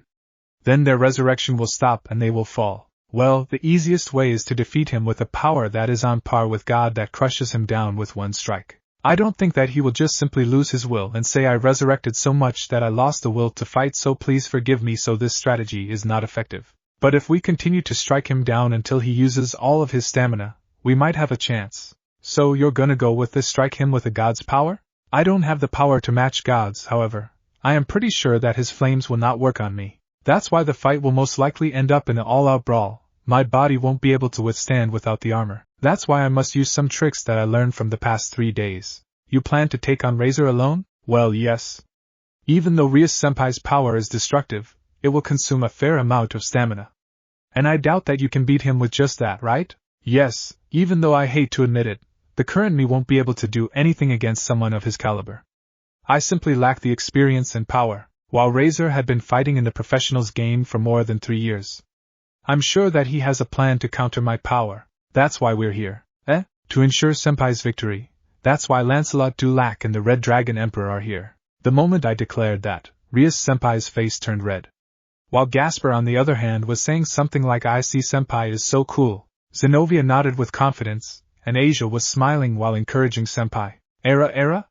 Seems like Rias gathered promising servants, and she also gained a knight and shining armor. Himejima senpai teased as she served the tea. In that moment the voice of the arbiter resounded in the whole place. Razor-sama's 4-pawn 1 knight retires. Rias-sama's knight 1 rook retires. Kiba has already retired. He already managed to achieve balance breaker, but he was still defeated. That's to be expected, our enemy is a professional after all. But he already took down 5 enemies, so only 10 remains. We should be thankful to him, but Yuto and Kaniko's loss is a big disadvantage for us. Now we only have 5 active members who can fight. Aquino and Zenobia infiltrate the pawn that plans to promote. I see, you can go with Lancelot to stop the others. As we moved out, we decided to split into groups. Naturally, Lancelot was with me while Zenobia was with Himejima senpai. Asia and Gasper stayed in the clubroom along with Rias senpai. Gasper may become the trump card because of his power, while Asia is the lifeline because of her sacred gear, Twilight Healing. There are 10 more enemies out there. With that chicken, the total is 11. I trust that you can fight them without vanquishing them, right? Lancelot and I was currently inside the gymnasium, just outside were the traps that Kiba-san and Tuja-san set up. Lancelot will try to hold back her power, but Lancelot can't promise that she won't give a critical hit. How about you, my lord? Can your body withstand the enemies? Maybe even though I fought to repel the hacker Yuka once, I only did that because I entered the Dragon Emperor mode. In this current state, I can't take all of them at the same time. Milord doesn't have to. Lancelot will make sure that nothing bad will happen to Milord.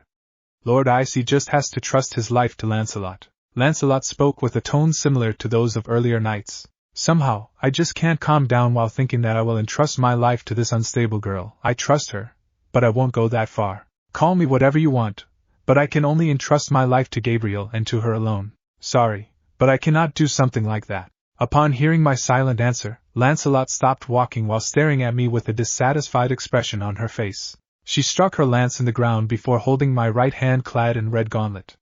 She pulled my hand in her area that was covered by her cuirass. I understand Lord Issei has not established a deep trust in his knight yet, but this Lancelot will prove herself worthy to stand by your side as your knight, my lord. Lancelot will swear her oath. Please accept my pledge. Saying those words, Lancelot released my hand as she picked up her silver lance. She kneeled in front of me while holding the silver Olindicus in her hands. Her face didn't carry her usual oblivious face. Her face was serious and strict. It somehow reminded me of Gabriel's strict personality. This knight with the name of Lancelot Dulac swears that from now onwards, she will give her power, her courage, her body and her undying loyalty to Lord Issei. He shall be the master of my lance, and this knight will be the harbinger of his wrath. My lord, do you accept Lancelot's oath? This girl is going too far. Even I, who thought that I will not be surprised by her attitude anymore, was stunned. For the sake of trust, she will offer everything to me? Truly, this girl is a true knight. To the extent of offering your loyalty, I'm not that kind of great person. But if I didn't give a proper answer her question, I would not fit to be a man. Thus I nodded my head without hesitation. If you decide to be my knight, I will give you a warm welcome, though I'm sure that I will be causing you trouble often. Even so, is that okay? Lancelot doesn't mind. She had already decided to give her power to none other than Lord Issei. That moment, my eyes met with Lancelot's. Her eyes doesn't have the slightest of hesitation, and she was determined to become my knight. Very well. Lancelot stood up from the spot and silently walked towards me. I was confused for a moment, but when I'm about to ask her, I felt something warm and soft encompassing with my lips. The faint taste of cherry was spreading in my mouth. That moment, I understood it. Lancelot was currently kissing me. Her slender yet strong arms were wrapped in my body, preventing me from struggling. Her lips were firmly placed upon mine, and the force that she was adding was getting stronger by the moment. The saliva from Lancelot's mouth slowly moistened in my lips. She seemed to be troubled by the sound of saliva. The saliva that flowed out on Lancelot's mouth was sucked in mine. Through our tongues, the exchange of saliva, and the feeling of sweetness filled my mind. The need for oxygen overcame both of us, and we reluctantly separated. Deeper if we don't establish a deeper connection, the mark won't appear. We are already more intimate than other lord and knight, no one can say a thing. Her cheeks were filled with the color of red. Lancelot spoke quickly. Lancelot immediately closed her eyes and pressed her lips forward, sucking with even greater force than before. She wanted to feel more no matter what. I opened my lips to embrace Lancelot's, and this time, her trembling tongue entwined around mine. A slippery feeling like that of wet bodies coming into contact. Lancelot was slightly restless, and I parted my lips with her for a moment. If this continues, the enemy might find us. Because of that, we stopped kissing. A strand of saliva formed a thin bridge between our lips. That moment, we looked at each other's eyes. Lancelot used her intoxicated-looking eyes to gaze at me. Her eyes were unfocused, adorable to the point of causing one's back to shiver. This was an alluring expression of a female. Just a little more. It's fine if we do it in the way you prefer. The mark is close in appearing and Lancelot wants to do it more with you too, faster. Kiss, that's why more. There was no need for words now. I initiated a forceful kiss, but this time, I didn't hold back. Our tongues entwined again and again, exchanging our saliva, moistening our lips. Both of us were feeling the softness of each other's lips. Like that, we continued our passionate kiss. From the base of Lancelot's neck, a light appeared. The light formed an insignia before turning into a black mark. Somehow, it greatly resembled the new mark in the jewel of my modified sacred gear. Certainly, it was my mark that appeared in Lancelot's neck. This proves that Lancelot has acquired Lord Issei's power. This means that Lancelot has become my lord's knight. Is that the mark that you are talking about earlier? Upon my question, Lancelot nodded.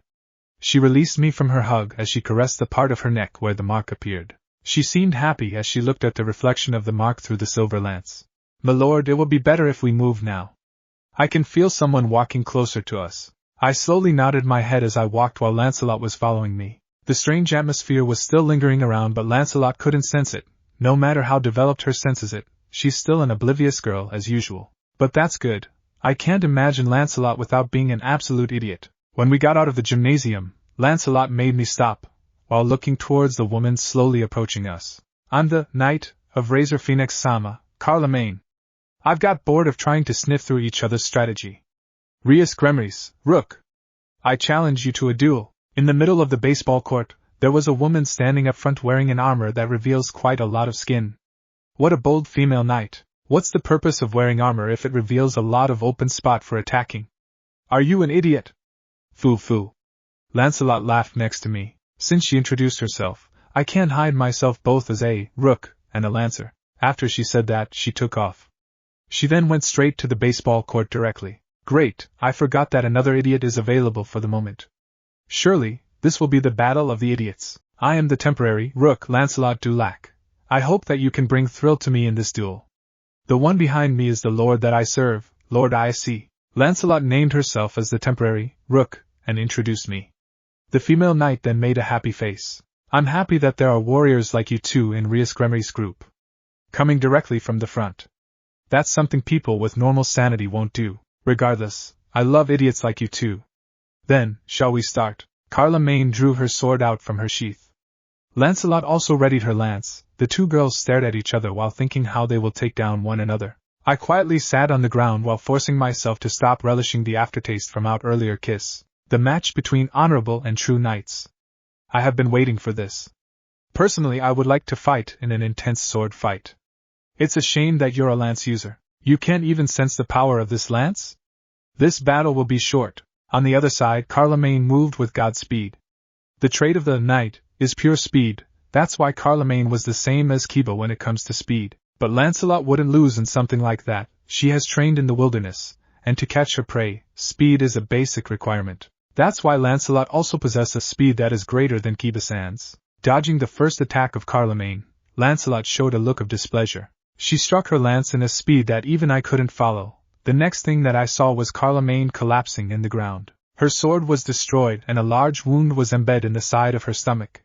The armor was pretty much useless in the first place. Razor-sama's knight retires, the arbiter announced while I was surprised at the attack that Lancelot gave. It was so fast that I didn't even see a blur. But from the looks of Lancelot, that attack was a simple jab for her. What a terrifying strength. You seem bored. It seems like you only watched the fight between those two. I looked at the direction where the voice came from. There was a woman wearing a mask which just covered her face. Then another person came complaining. Geez. She only thinks about swords, swords and swords. That's why she was taken out so easily. Carlomagne was showing a bitter face when the pawns were eliminated. Does she hate the battle strategy of her master, the king? Then when I found the cute boy from earlier, he was also a sword freak. Geez, what a bad luck. There was also a blonde girl wearing a dress like the Western princesses wear. She had a drill-shaped hairstyle on both sides. She seemed like a real princess. Then the blonde princess looked at me with weird eyes. So this is the boy that annoyed Oniai-sama? He doesn't look very special. I can't even sense any strong aura from him. She then started to say rude things. Well, I don't really care. If it's only a battle, then I shouldn't bother myself that much. Lancelot can fight these two if she please. If I get assaulted, then I'll just use the fire techniques I learned from my training. Flames of annihilation. From both of my hands, I created reddish-black flames. The gauntlets in both of my hands got covered by a large amount of flames. This is one of the 3 techniques that I learned from the training with Drake. Though I only managed to master the other flame, I can use this one without much worry. I'm not going to be your opponent. Isabella, why don't you be his opponent? The woman with the mask, Isabella, nodded. The girl wearing a dress moved away from us after she got a confirmation from Isabella, and was looking at us from a distance. It seems like the drill-roll-haired girl isn't going to fight. I was planning to in the first place. Let's fight since we are both bored. I guess that's okay. But isn't that drill-roll girl going to fight? I questioned her. Because this was supposed to be an important fight. Even I didn't know how to react if she decided to withdraw from a fight. The masked woman, Isabella, put her hand on her forehead and made a troubled face. Don't worry about her. That girl is special. She will just watch the entire fight. Is that so? She is no, that person is Ravel Phoenix. Razor-sama's little sister. She became Razor-sama's servant by using a special method, but she is Razor-sama's actual sister. So that girl is that chicken's sister. Now I know where she got her personality from. Well, I don't care about her. It seems like this Isabella wants to fight me. Lancelot on the other hand was cheering for me. Her face regained her usual expression, and it seems that she already forgot about the kiss we had earlier. The bird chicken's sister waved her hand with a smile at me as if she realized I was a little shocked to find her identity. Now here I come. Rias Gremry's temporary pawn, the rook. Isabella moved with a demonic speed as she launched a sharp punch. I dodged it by luck and tried to punch her with my hand clad in reddish-black flames. It seems that she noticed how strong the flames are and decided to leap back to make a plan. Isabella, don't get touched by those flames. That's the flames of annihilation, a powerful type of flame which can bring damage even to fire dragons. To think that we will encounter a user of that flame here. From above, the drill roll girl warned Isabella. It seems that she already discovered what kind of flame I was using. But it's too late. I already gathered enough flames to imitate the dragon shot from my sacred gear. A massive load of fire gathered on my right hand. The flames started to release sounds as it moved in my hand. The heat from the flame became intense as the nearby surroundings began to melt. Even the leather sleeve of my coat was burned. I formed a stance as if I was punching and released the fire gathered on my hand. Dawn! The fire that I released was dodged by Isabella, but she was still injured because she got close to the flame. She collapsed in the nearby ground as she held out a bottle and poured its contents in her injuries. My dragon shot, which missed the target, went far away. It was heading for the tennis court. The next moment, bang! The loud of the ground rumbling resounded. A large explosion happened and the tennis court was erased in existence. The destructive power of my flames were enough to create a large crater and destroy the things that it touches. This is the power of the flame that the Welsh dragon taught me. Isabella, defeat that boy. He still haven't used his boosted gear, but he is already that powerful. He can change the outcome of this battle. The rook, Isabella nodded before charging at me with an insane speed, but before she got close, a flash appeared and in the next moment, Isabella was thrown 10 meters away. Lancelot appeared in front of me while holding the Olympics. It seems that she attacked Isabella, who was trying to dispose me. Looks like she's doing her job as my knight properly. Razor Phoenix Sama's rook retires. So it's here. Huh! Where's Isabella Neeson? Don't tell me she was defeated? Another of Razor's servants revealed themselves. There are 8 left, the current 4 is here while the others may be facing Himejima-senpai and Zenobia. I can see lighting from the other side of the school. There's also seismic trembles and collapsing buildings. That's definitely Zenobia. Her talent from destruction is really something. Hey! The pawn, Kun over there. From above, the drill roll girl called me. She had a slight displeasured expression attached into her face, and it seems that she talked to someone using magic. Based from the green circle that was in front of her, Razor-sama said that if you're still alive after fighting them, he would like to have a one-on-one battle with you to determine how strong you were. Apparently, that idiotic brother got interested when you used the flames of annihilation earlier, so that chicken decided to have a brawl with me? That's good. I was getting bored here with girls. It's time to have the battle that will decide the winner in this match. If this continues, we will be placed in a bad situation, especially since Razor's servants can heal themselves with the bottle thingy. I think it's called Phoenix's Tears. Having my will to fight burning, the flames of annihilation on my hand vanished and got replaced by a flame with a color of gold. This flame was used once by a Mayan warrior to defeat powerful monsters threatening to cause havoc in his homeland. I don't have a name for this one yet. If the earlier flame was focused in destruction, this one's ability is sucking on spiritual energy to power itself. Of course it wouldn't consume its user's energy. Instead, it will suck the energy from those who I direct it to. For example, the life force of the earth and the trees, nor the animals. It seems like he got fired up when he heard that he can fight Razor-sama. The flame on his hands look beautiful, don't you agree? Don't get carried away by the look of my flame. I assure that this beautiful flame is as deadly as it looks. Charging into the 3 of them, they began to split and form a strategy. Lancelot was following me from behind and was deciding whether she should take the left or the right. Maihi! Take down the lancer. The woman called Maihi drew her staff from her back. It was a big staff. It was also really thick, but compared to the gigantic lance that Lancelot carries every day in her daily training, it doesn't look that intimidating. And Lee. Take care of the pawn, take the opportunity that he hasn't used the boosted gear yet. Naya! Naya! The 2 girls with the beast-like ears nodded at the order of the drill roll girl and began to charge at me while attacking with their hands. But before their attacks can touch me, a gold flame stops each of their attacks. They also receive damages while getting near the powerful flame. Ice Inferno! From the left side, Lancelot froze the entire surroundings. Her enemy named Maihi was also frozen solid. Lancelot used the body of the Olympics to deliver the final blow, shattering the ice and bringing a powerful painful attack to the body of the poor Maihi. Gathering the golden flames in my body, I made it expand, creating a nova which effectively worked on the enemies. Though this flame is a lot weak than the first one, this is still a strong flame that empowers itself by spiritual energy, or mana. The enemies named Ni and Lee screamed in pain before they got covered in lights and disappeared. Razor-sama's 2 pawns and bishop retires. Finally, the only remaining in Razor Peerage is the 2 pawns, 1 bishop, and the queen. On our team, we still have rook, knight, queen, pawn, 2 bishops, and Ria-senpai of course. The sudden turn of tides placed the advantage in our team. The floating chicken over there. Where is your brother? It's time we settle this, once and for all. I yelled towards the drill roll girl who was looking at me from above. Her face twitched a little when I called her a chicken. Well, she can't blame me. I have a bad impression of the Phoenix because of her brother.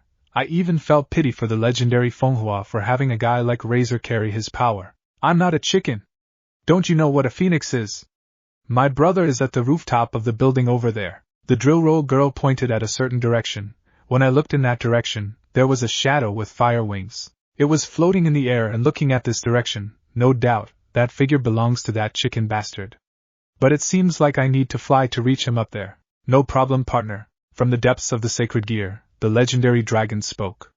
He has been quiet all this time, but it seems that he's ready for the main event as well. The battle between the Phoenix and the dragon, the event that the devils wanted to witness. From my back, a pair of large dragon wings grew out, destroying the back part of my clothes in the process.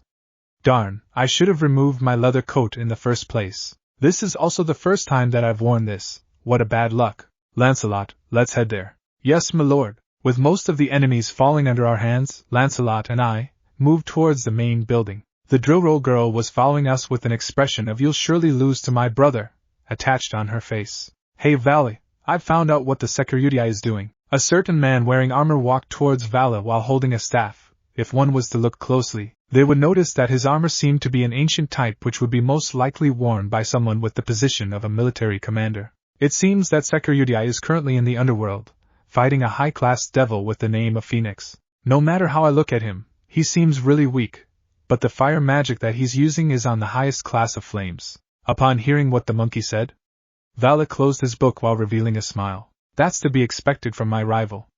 After all, he's the strongest security who managed to fight me evenly. Eh? Isn't that because you were critically injured by an earlier fight? Injured or not, he still managed to force me into using the Juggernaut Drive. He also have some interesting techniques on his sleeve, releasing the security's power in that fragile dragon form. I'm really surprised that he managed to use Drake's power, even if it's only 50%. But Valle only used 40% of Albion's power, am I correct? The past cannot be changed, Biko. That's why we only need to remember it along with each of its lesson. I'm looking forward to the growth of the security and that woman who managed to defeat me. In the coming future they will be my prey. This world sure is scary.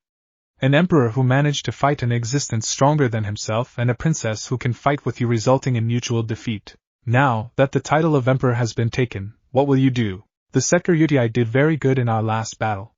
For that I will give him the title of emperor. But now that title has been stolen from me, I shall achieve a higher spot than an emperor. A sudden cold smirk appeared in Valle's face. I will be the dragon overlord. Ah, chew! While using my wings to fly, I suddenly sneezed, resulting in immediate lose of concentration. I almost loosened my hold at Lancelot, but I guessed that this girl wouldn't die even if she fall in a 100 stories high building, but I'll try not to think of that. Temptation may happen. What's wrong, my lord? Are you not well? Don't mind it. I'm sure it's nothing serious. I landed on the roof while carrying Lancelot bridal style. Just in front of us was the devil with the wings made out of pure fire, while a smirk on his face. Razor stared at me while hovering in the air. Hey dragon brat, you made me wait for a while.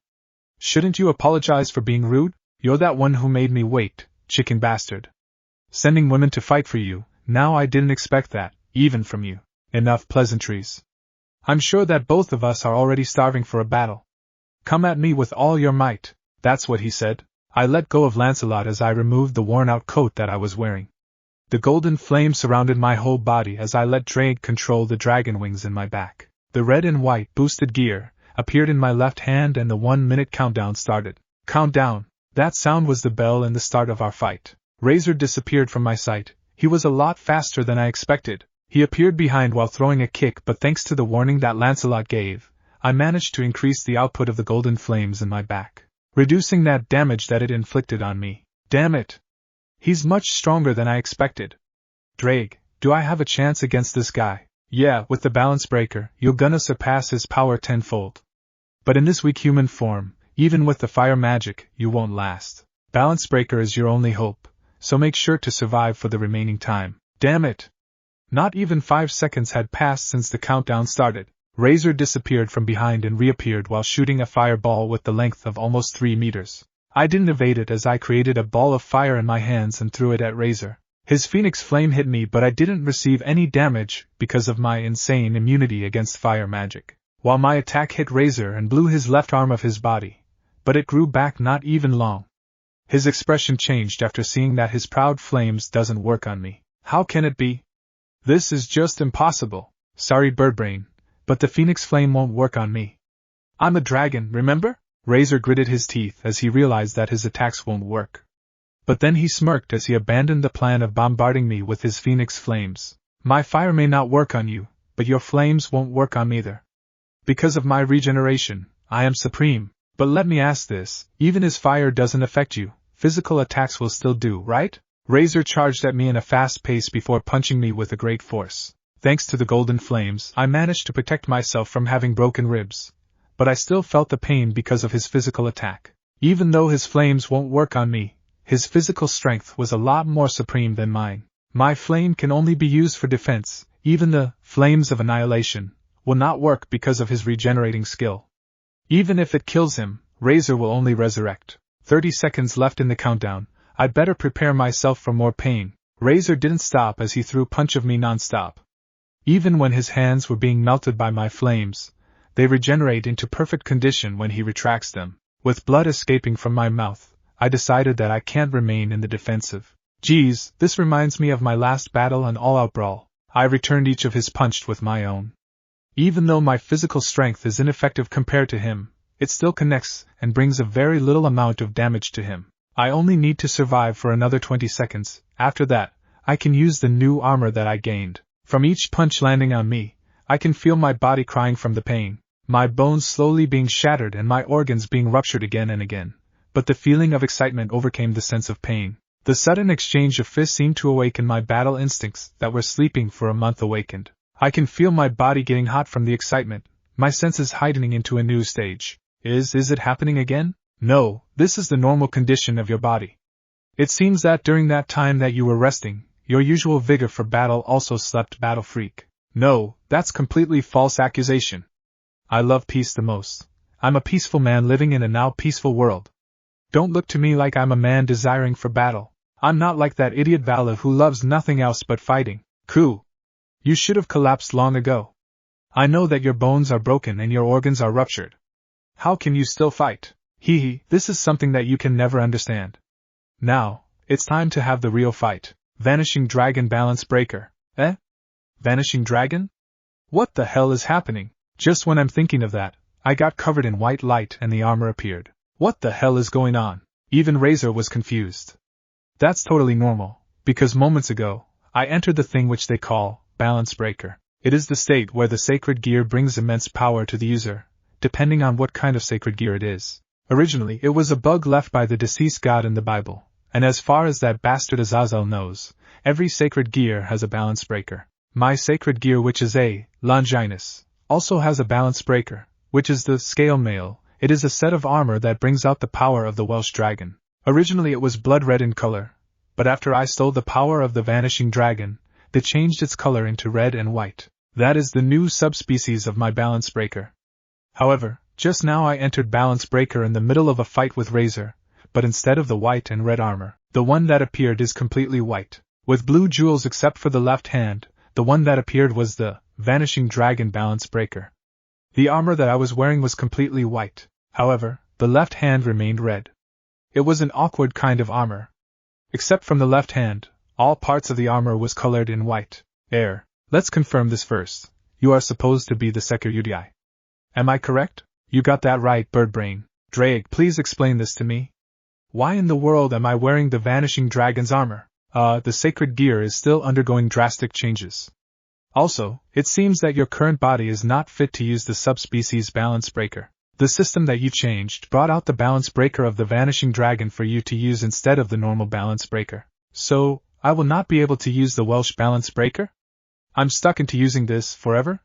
Can I at least use the boosting power? I suspect that until you can make your body strong enough to wear the subspecies armor, you cannot use it.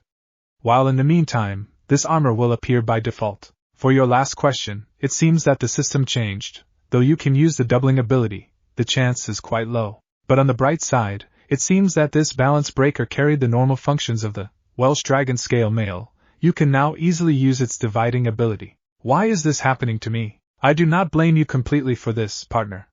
Because back then, I also agreed to your plan and tried to implant the vanishing dragon jewel in the sacred gear. I'm truly sorry, Welsh Dragon-sama. I have no choice. I have to fight in this state. I can hear the commotion of the audience that was watching the battle outside of this place. I can also see Lancelot staring at me with a confused look on her face. I think that this is the first time in history that the Red Dragon Emperor used a balance breaker that belongs to the White Dragon Emperor. It seems like I need to fight using this armor. Let's continue where we left off. Wait a minute! Is this a joke? Are you looking down on me? Using a cheap armor that resembles the vanishing dragon, Razor seems angered. Well, I'm also pissed. Wearing the same armor as that battle freak and enough to make me feel sick. Seriously, why is this happening to me? But this is not the current problem. Razor is currently charging at me while raising his fist to attack me. Clank! When his fist made contact with the armor, the sound of something hitting a metal resounded. I didn't feel any pain because of the armor, but I felt Drake's pride being lowered into the point where he is crying. It seems like the great Welsh dragon couldn't take his host using the armor that belonged to his eternal archrival. I simply stared blankly at Razor, who was throwing punches at me. Unlike earlier, I couldn't feel the power in his punches. I can only feel a sense of remorse coming inside my sacred gear. I'm really sorry, Drake. I also sympathize with you. Our pride has been lowered into the deepest because of Vala. The excitement from earlier was now gone, replaced by Drake's cry of agony. Partner, put an end to my pain, sniff, end this battle at once, sniff. Between sobs, Drake said it. Staying longer in this armor might actually destroy the remains of the Welsh dragon's pride. As a good host, I should comply to this poor dragon's wish. Sorry, but the legendary dragon inside me is crying. I need to finish this quickly. Divide. It seems like I cannot use the utmost power of this armor yet, but this power is enough to beat up Razor and to bring an end to Drake's agony. Razor-sama retires. The king of the Phoenix group has retired. Victory goes to Ria-sama and her team. The deep, cool voice of the arbiter, Grafia-san, resounded in the Ko Academy. As I landed in the rooftop, Lancelot smiled with me with a thumbs up. The white armor dispersed and the red and white gauntlet appeared. The cries of the legendary dragon Sama is still audible. But it's getting weaker by the moment. You did a good job, my lord. But why did the armor you used? Please, Lancelot, do not ask. Victory was ours, and for that, we should be happy. Lancelot is happy. It is Lord Issei who is unhappy. Is that so? Maybe a party will cheer me up. Let's go and meet Ria-senpai with the others. I think I need Azazel's help. I walked slowly towards the magic circle that appeared in the ground. Lancelot followed me while waving towards Drillroll Girl, who was staring at her unconscious brother. This day has been rather full of surprises.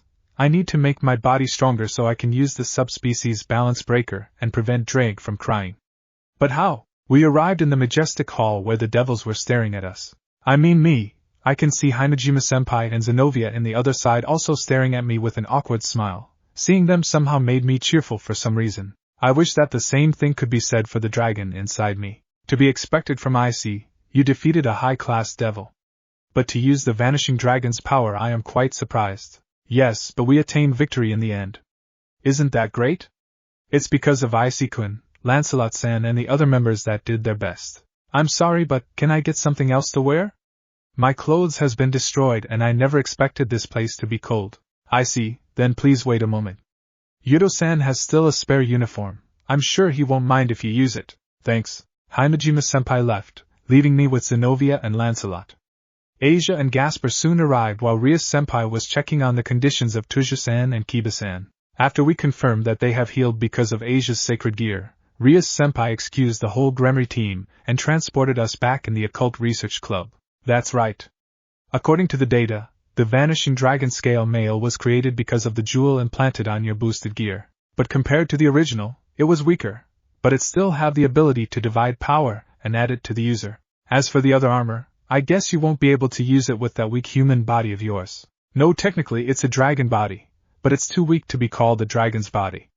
Even a baby devil will have a stronger body than yours. Enough with the insults, sensei. Sorry, just as what I said. To use the subspecies balance breaker, you need to have a stronger build. The armor that can double, transfer and divide power is too much for your body.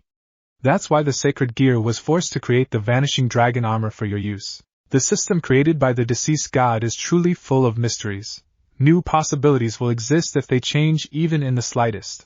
And he's gone. Once he goes off into his own world, Sensei doesn't come back that easily. I'm sorry, Issei-sama, but that's the only way to regain your own balance breaker. The kind Shimhaza-san muttered as I nodded. I need to train my body to be stronger so I can use my own balance breaker. Is it possible for someone besides me to implant something in their sacred gear? As the bastard sensei returned into the normal world, I asked him. Well, it is possible. But I guess that it can only happen to Longinus possessors. If a normal sacred gear isn't powerful enough, then it will surely break, killing the possessor in the process. I believe that the only reason why the boosted gear wasn't destroyed was because a powerful being was contained inside. Longinus, huh? By the way, Sensei, what kind of Longinus is still out there besides my boosted gear and Vala's divine dividing? Longinus sacred gears, huh? There are 13 Longinus, True Longinus, Sephiroth Grawl, Boosted Gear, Divine Dividing, Regulus Nemia, Innovate Clear, Absolute Demise, Dimension Lost, Zenith Tempest, Incinerate Anthem, Annihilation Maker, Canis Lycaon, and Telos Karma.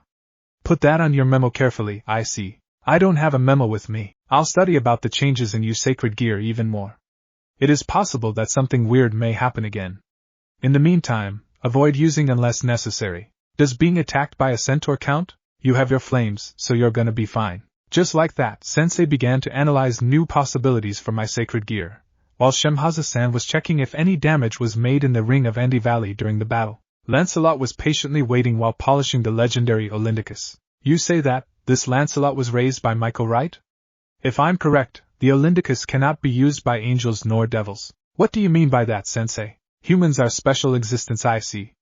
Though they are weaker than other beings, there are some exceptions. Just like heroes, they have a stronger build than ordinary human. Humans can also wield holy and demonic swords, sacred gears. They can even learn magic just like us. I think that human are very special existence. That's why in the past, there were quarrels on who will control the humans. The result is the loss of the god and the mouse. Well, Sensei, I got to say, they were wrong. Humans cannot be dictated. Even if a powerful being lead them, humans will still control their own lives. Haha, that's right. Unlike us who is bound into something, humans have their own will. Maybe that's why they're so special. Why am I talking to you with the topic of humans again? Dinosaurs, not giant alligators. Is this also the effect of what Lord Issei called editing? That's correct, none of those are real.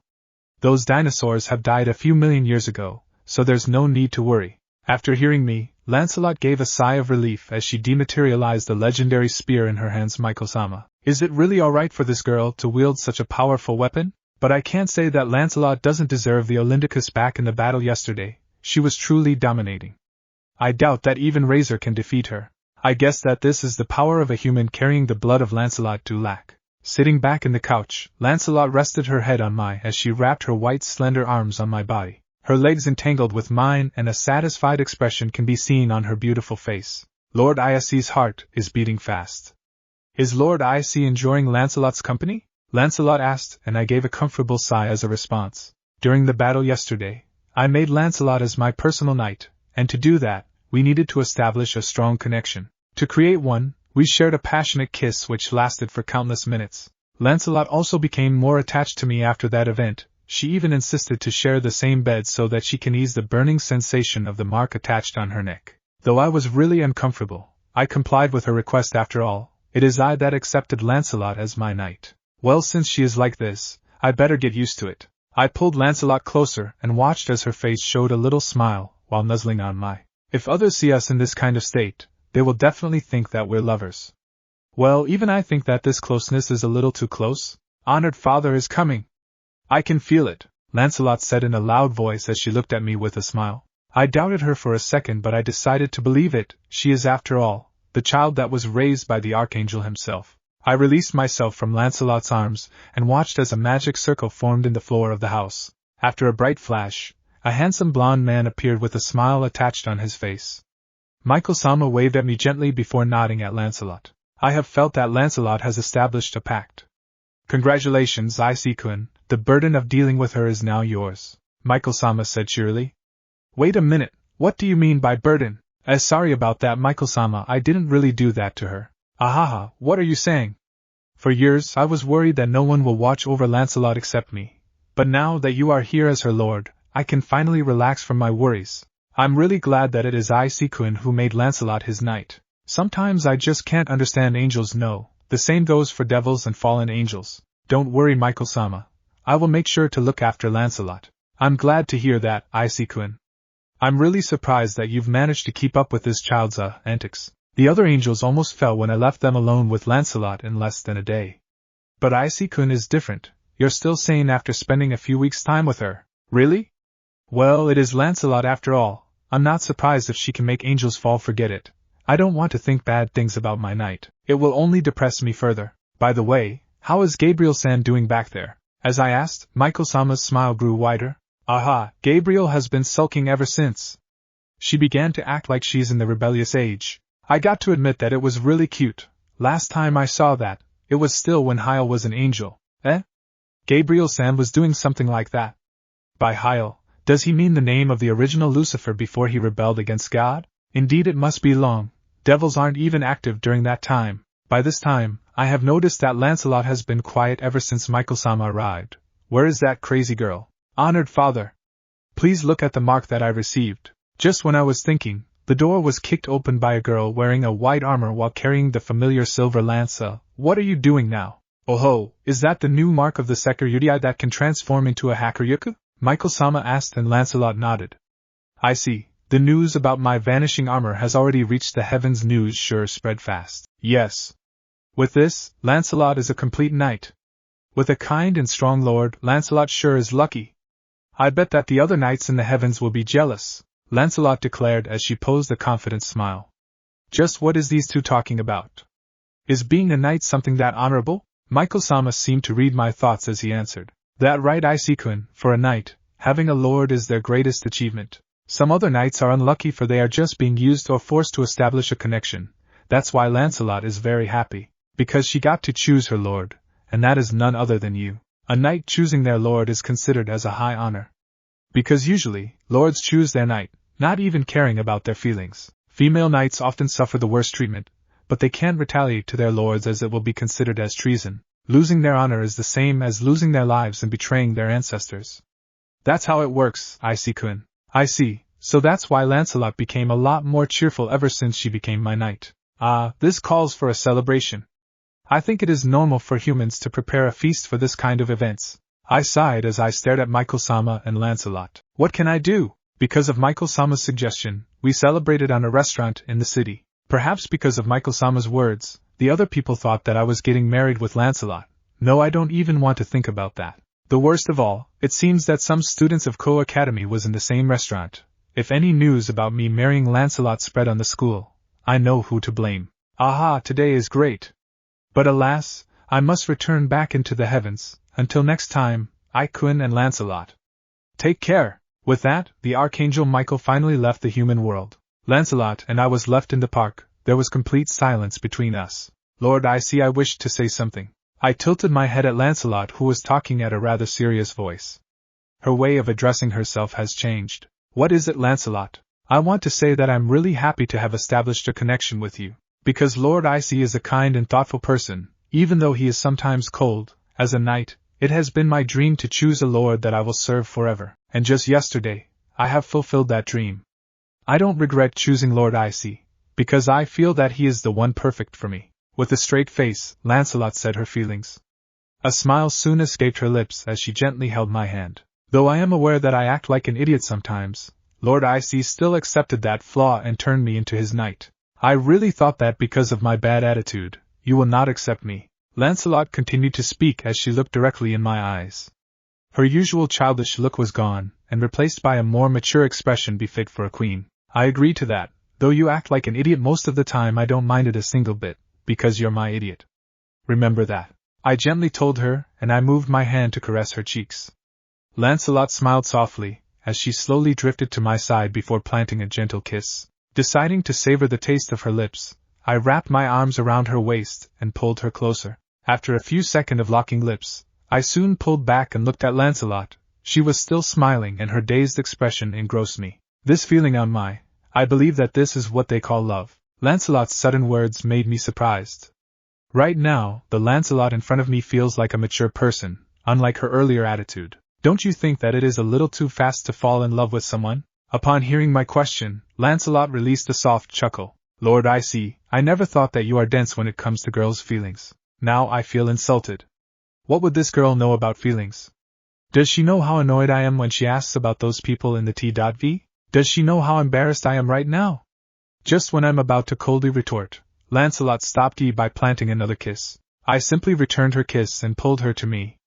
For how long our kiss continued I cannot tell. It maybe have been seconds, maybe minutes or even hours. All I know was the feeling that Lancelot was sending on our kiss. It was strange. This the exact same feeling that sends from Gabriel. After the visit of Michael-sama, Lancelot and I went into underworld along with Rias-senpai and Azazel-sensei bastard. There, my balance breaker training will start, and continue for a month. Azazel and Surzek-san already arranged a place where I will stay and they already talked to the person who will help me achieve the requirements to use the subspecies balance breaker of my modified, boosted gear. The trip to the underworld was rather extraordinary. Since I've never expected to go there in a train, that's right, there's a train that transports devils into the underworld. Humans were unaware that such a train exists, underground. But of course, ordinary humans can't arrive here even if they struggle their whole lives. The whole devil's thing is sure strange, and I thought Azazel's robot experiment is weird. The whole place seemed to be an artificial platform. Though there were a few differences from the design and structure of those in the human world, there were even train tracks placed in the ground. Those devils sure like to copy human technologies, huh? I see. I didn't know that there's a train that goes into the underworld. Beside me, Lancelot stated. Well, I also didn't know that something like this was in this city. I grew up here, but I didn't even notice something as big as this. What's wrong, I see? Surprised about this lace? Rias-senpai asked while a smile, and I nodded dumbly. Seeing my reaction, she giggled and started explaining how this place was created. Strange, after the raiding game with the chicken bastard, it seemed that Rias-senpai and I became closer to each other. Simply because senpai started to visit us frequently, she also proposes to cook for me and Lancelot during her visits. Not only that, senpai also started to make boxed lunches for me and Lancelot. Though our meals are different from each other, it was still very good. I really never thought that senpai, who is a high-class devil, is capable of cooking such delicious dishes. When I asked senpai about that, she said that being in human world for too long taught her to make her own food. After we waited a little, we were also joined by Kiba and the others from the elevator. Now that all of us are here, we'll walk to platform 3. With Rias-senpai and Akino-senpai in the lead, we began to walk. There was no one else here besides us. The wall lamps that illuminated this place gave off a magic-like mysterious glow. Asia and Zenobia along with Lancelot seemed to be amazed and began to talk to themselves, while Kiba, Gasper were on my side. Tuja-sen was walking alongside the two senpais. On the other hand, Azazel-sensei seemed to be on his own world, studying this place while taking notes, and talking to himself. Typical sensei. This place is so big, say Kiba. How about we leave Gasper here and return after a few days? I asked nonchalantly while Kiba chuckled and Gasper protested with teary eyes. Yua! I see senpai is being mean. Yudo-senpai isn't helping me either. Hey, it's only payback. You gave me a lot of trouble before leaving that cardboard box of yours. That's right. With Lancelot and Zenobia wanting to kick the box around, it took me a few hours to persuade Gasper in leaving it. But it seemed that he grew attached to the paper bag that I gave to him. It took me another several hours to calm Lancelot, who thought that Gasper was a paper bag monster. Seriously, I will go insane one of these days. After taking passages left and right, we came out into an open space again. There were many devil-representing patterns carved into it at acute angles. It's the Gremry pattern. There was also Surzek-san's pattern. I wonder, this is a train owned by the Gremry family. Rias-senpai answered without hesitation. Amazing, so the Gremry family also owns trains. While I was lost in my thoughts, the train doors opened automatically. With Rias-senpai in the lead, we entered the train. Being the heavenly dragon sure was tough. The departure whistle sounded, and the train began to move. We had gone to sit down in the center of the train. Rias-senpai was in the first train car ahead of us, and it appeared that the rest of our group had to sit in the central train car behind it. I thought that there were surprisingly minor customizations. Lancelot and I sat together on the seats facing away from the train's motion, and Akino-san and Zenobia took the seats facing us. Asia and Tuja-san were on the other seat along with Kiba and Gasper, and while Azazel-sensei was asleep on the end of the car. The train started running for several minutes, and then it advanced down the dark tunnel. I'd been told that this train was powered by a unique fuel that existed in the underworld. There were a lot of things I didn't know about the world, weren't there? How long till we get there? I asked Akino-senpai. We'll arrive in about an hour. Since it seems that this train passes through the dimensional barrier using official means before it eventually arrives at the underworld. I thought that we could just jump with a magic circle and enter the underworld like that. Usually that's fine. But if Issei-kun and the other new household devils don't enter at least once by the official route, you'll be punished for illegally entering. That's why Issei-kun and the others have to properly finish the official entry procedure. Especially since Lancelot-san is a human. It seems that Akino-san is only treating Lancelot as the human here. I'm also a human, you know. I think. As I voiced my complaints, Rias-senpai appeared next to us. Why was she here? Didn't she have to be in the first train car ahead? Yes, I'm here to introduce Reynaldo. He's our conductor. Nice to meet you, all of the princess' new servant devils and friends. I am Reynaldo, the conductor of the Gremry private train. Pleased to make your acquaintance. The one who bowed was an elderly man. He had the appearance of a train conductor. Do we really need a conductor? His white beard was dandy. But why do we even need a conductor? We also stood up and bowed at his polite greeting. Nice to meet you as well. I am Haida Issei. My name is Lancelot Dulac and I am Lord Issei's knight. It's nice to meet you, Reynaldo Dano. Whoa, Lancelot's voice became elegant all of a sudden. It seems that her attitude changes whenever she's in her knight mode. I'm Asia Argento. Her bishop. Please treat me well. I'm Zenobia. Knight. Please treat me well from now on. Zenobia and Asia also introduced themselves. With the greetings finished, the conductor, Reynaldo-san, took out a unique machine for some reason, and captured us on what seemed to be a monitor. I see, what's the old man holding? Lancelot asked. But even I don't know how to answer that, and where did your respectful side go all of a sudden? This is a machine from the devil world that checks and compares you. The fact that this train is formally entering the underworld is important, and therefore all modes of transport require inspection. It would be a serious matter in the case that there is some fabrication. In the current time, it would be quite serious if someone occupied the train. I see. So he was confirming whether we were the real thing with that machine. Rias-senpai continued to explain while smiling. Your records give your piece designations, and when transmitted it is registered as data in the underworld. That's why they check it with this machine. There's no problem, since everyone here is who they say they are. As for Issei, he will be recognized by his sacred gear, and his knight, Lancelot-san, will be recognized by the mark of your contract. The machine let out a bye-bye sound when it checked me along with Lancelot. It seems that we passed the checking, Princess. With this, both the checking and the formalities for the entry of the new faces here are finished. Now you can all rest and relax until we arrive at the scheduled station. There are also beds to sleep in and places where you can have a meal, so please use them until we reach our destination. Reynaldo-san smiled pleasantly. That machine really is convenient. Thank you, Reynaldo. Is Azazel next? Rias-senpai turned to look at Sensei, but he was sleeping soundly. What nerve that guy has, sleeping in the train of a race that were his enemies till just the other month. Rias-senpai had a face of amazement, but she was smiling a little. Ho ho ho. The governor of the fallen angels really is peaceful. Reynaldo-sama also laughed pleasantly. Really, whether you call him courageous or just audacious, Azazel-sensei was a fallen angel governor that got agitated by nothing. Also, he's very powerful, that's why he's not concerned at all.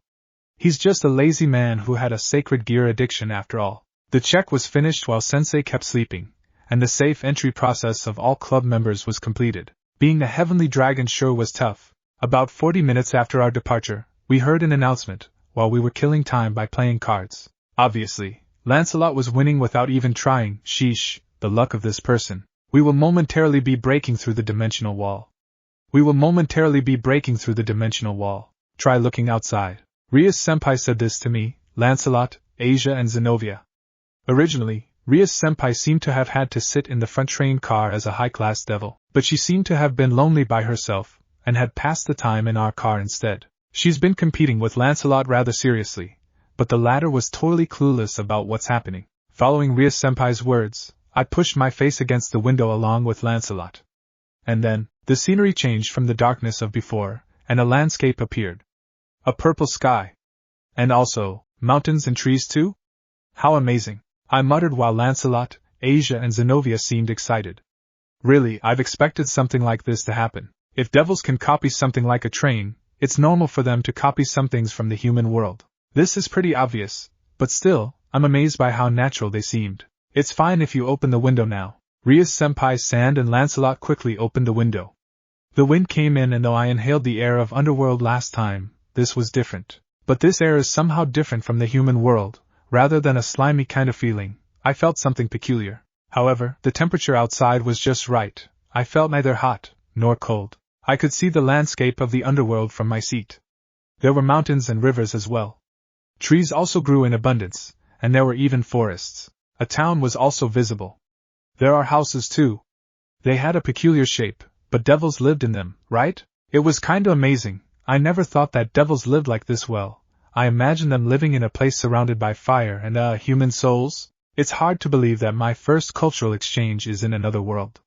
My life really is strange. This area is already within Gremry territory. Rias-senpai spoke proudly. Then, is everything including these train tracks we've been running on until now on the land of Rias-san's family? Rias-senpai nodded at Lancelot's question.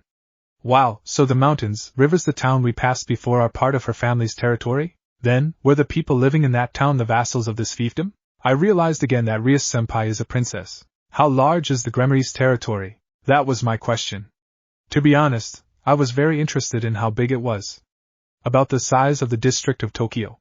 Kiba suddenly showed his face over my seat and answered my question. If I remember correctly, it's about the size of Honshu in Japan. I whistled in amazement. This was far than I expected, so the Gremry territory is as big as the Honshu, which is the largest island among the islands of Japan. The underworld has the same amount of surface area as the human world, but the population here isn't the same as the human world. Even with devils, fallen angels, and other races, it isn't that high. And since there are no oceans, the land is also spacious. Rias-senpai explained before she clapped her hands together, as she remembered something. That's right. Asia and Zenobia, since part of my territory will be given to you all later, please tell me what places you want. Zenobia-san and I will have our territories, Asia exclaimed in shock while Rias-senpai nodded. You're all the servant devils of the next family head.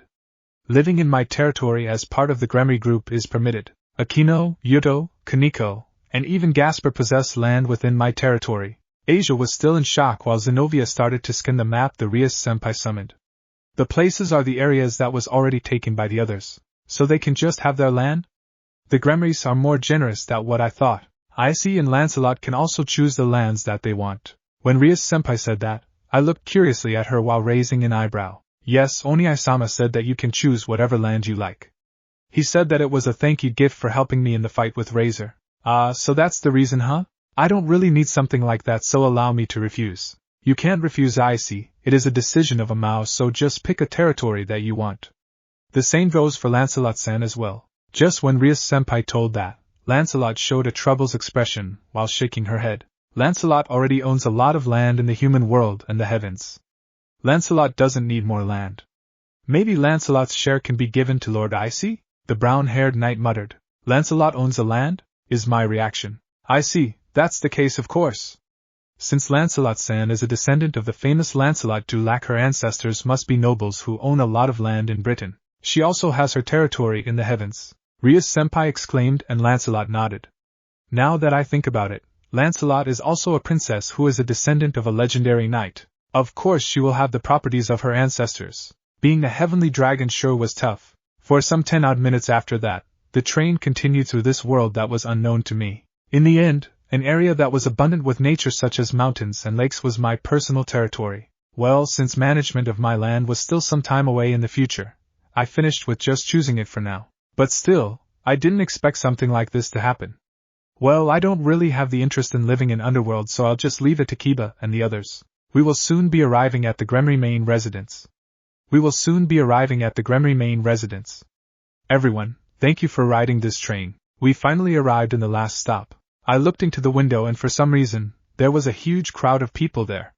I also saw that they were soldiers dressed in soldier clothing. Could these people be the Gremry family's troops? After it had quietly stopped, we exited from the open door with Bucho in the lead. However, only Azazel-sensei didn't look like he was getting off. You're not getting off, Basta, sensei? Hey, you almost call me bastard.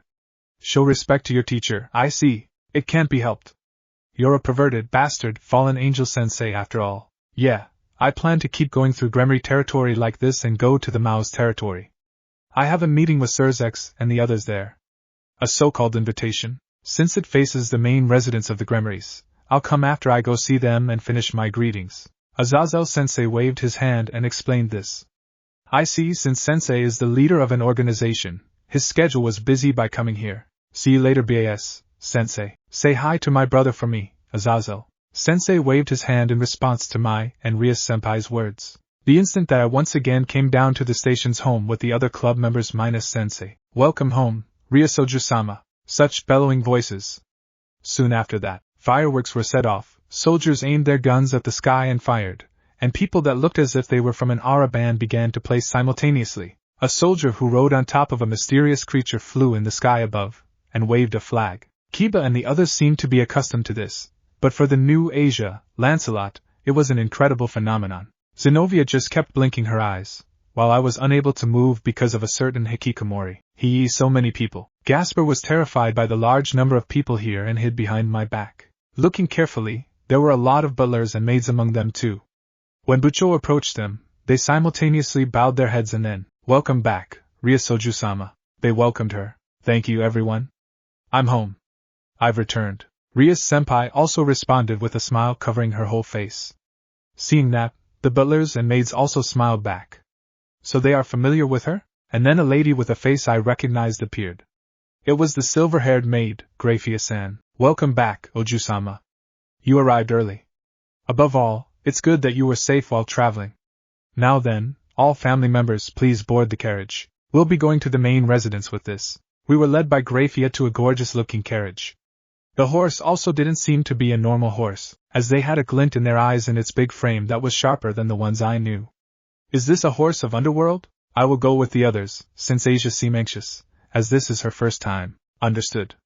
I've prepared a few vehicles, so please board whichever pleases you. Gabriel-san consented to Rias-senpai's request. Lancelot, Rias-senpai, Asia, Akino-san, Zenobia and Gabriel-san and I boarded the first carriage in front of us.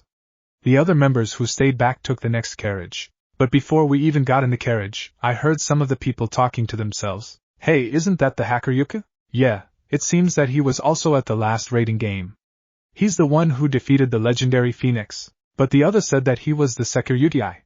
They even had evidence that he wielded the boosted gear. Some other said that he's the security who had the power of the hacker Yuka. Yes, he was the one who defeated the fallen angel Kokabiel, and repelled the true hacker Yuku in the peace meeting. It seems that they already knew who I am. But there's one problem. Why?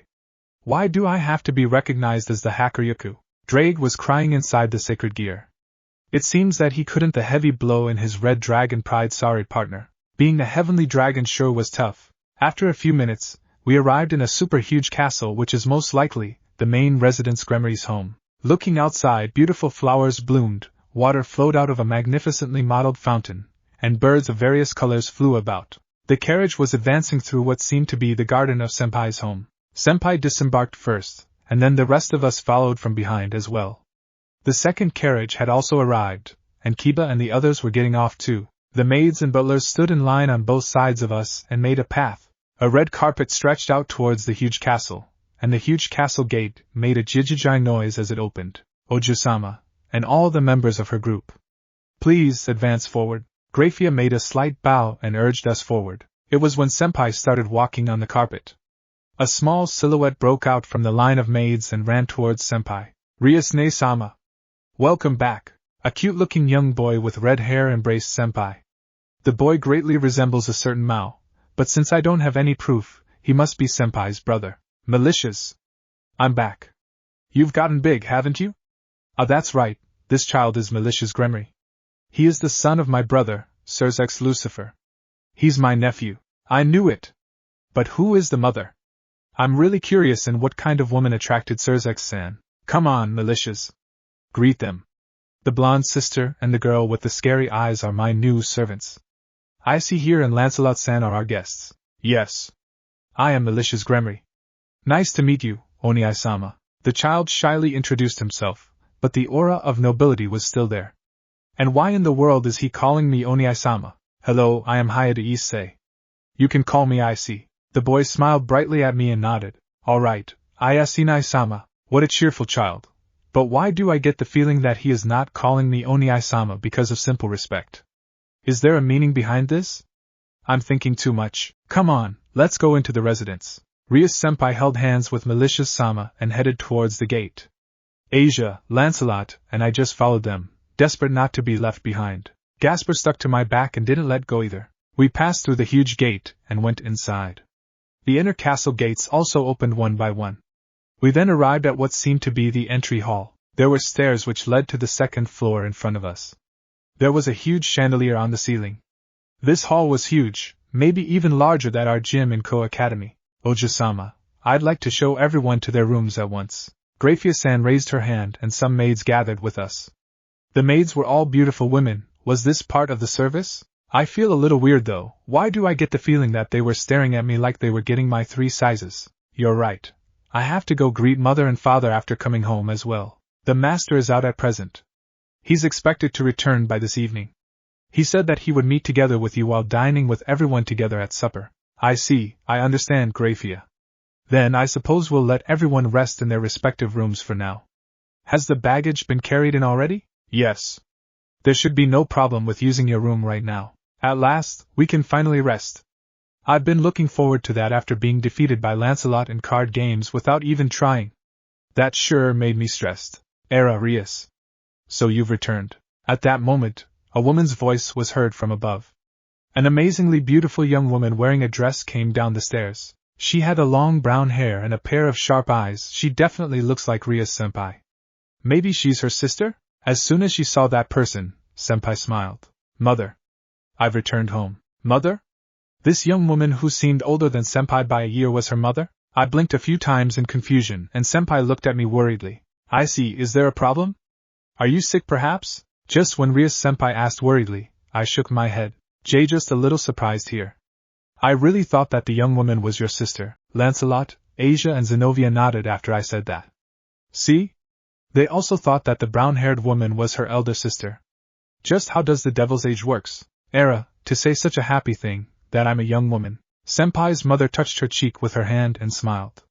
She really looks like senpai no matter how I look. As years go by, devils can freely change their appearances with magic. My mother always has the appearance of the same age as the current me. I see, so that's how Gabriel-san managed to look like in her early 20s. However, why does senpai's mother always remain in an age similar to teenagers? Maybe she hasn't let go of the teen days yet? Things like this really make my head feel pain. Era Rias. This boy is Haida Issei, right? You know about me? Senpai's mother nodded at my question. Well, if the people outside knows about me, this shouldn't be that surprising. I watched your battle with Razor.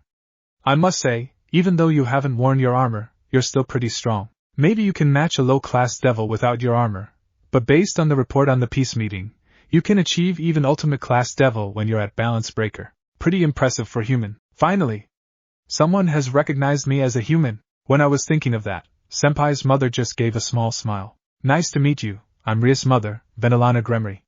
Please treat me well from now on, Haida Issei-kun. Being a heavenly dragon sure was tough. The next day, Rias-senpai along with team went to meet the other peerage. Normally this shouldn't concern me or Lancelot, but because of a proposition made by Azazel-sensei, we became part of Rias-senpai's peerage for the future raiding game. Though a temporary, I became Rias' pawn and Lancelot became the rook.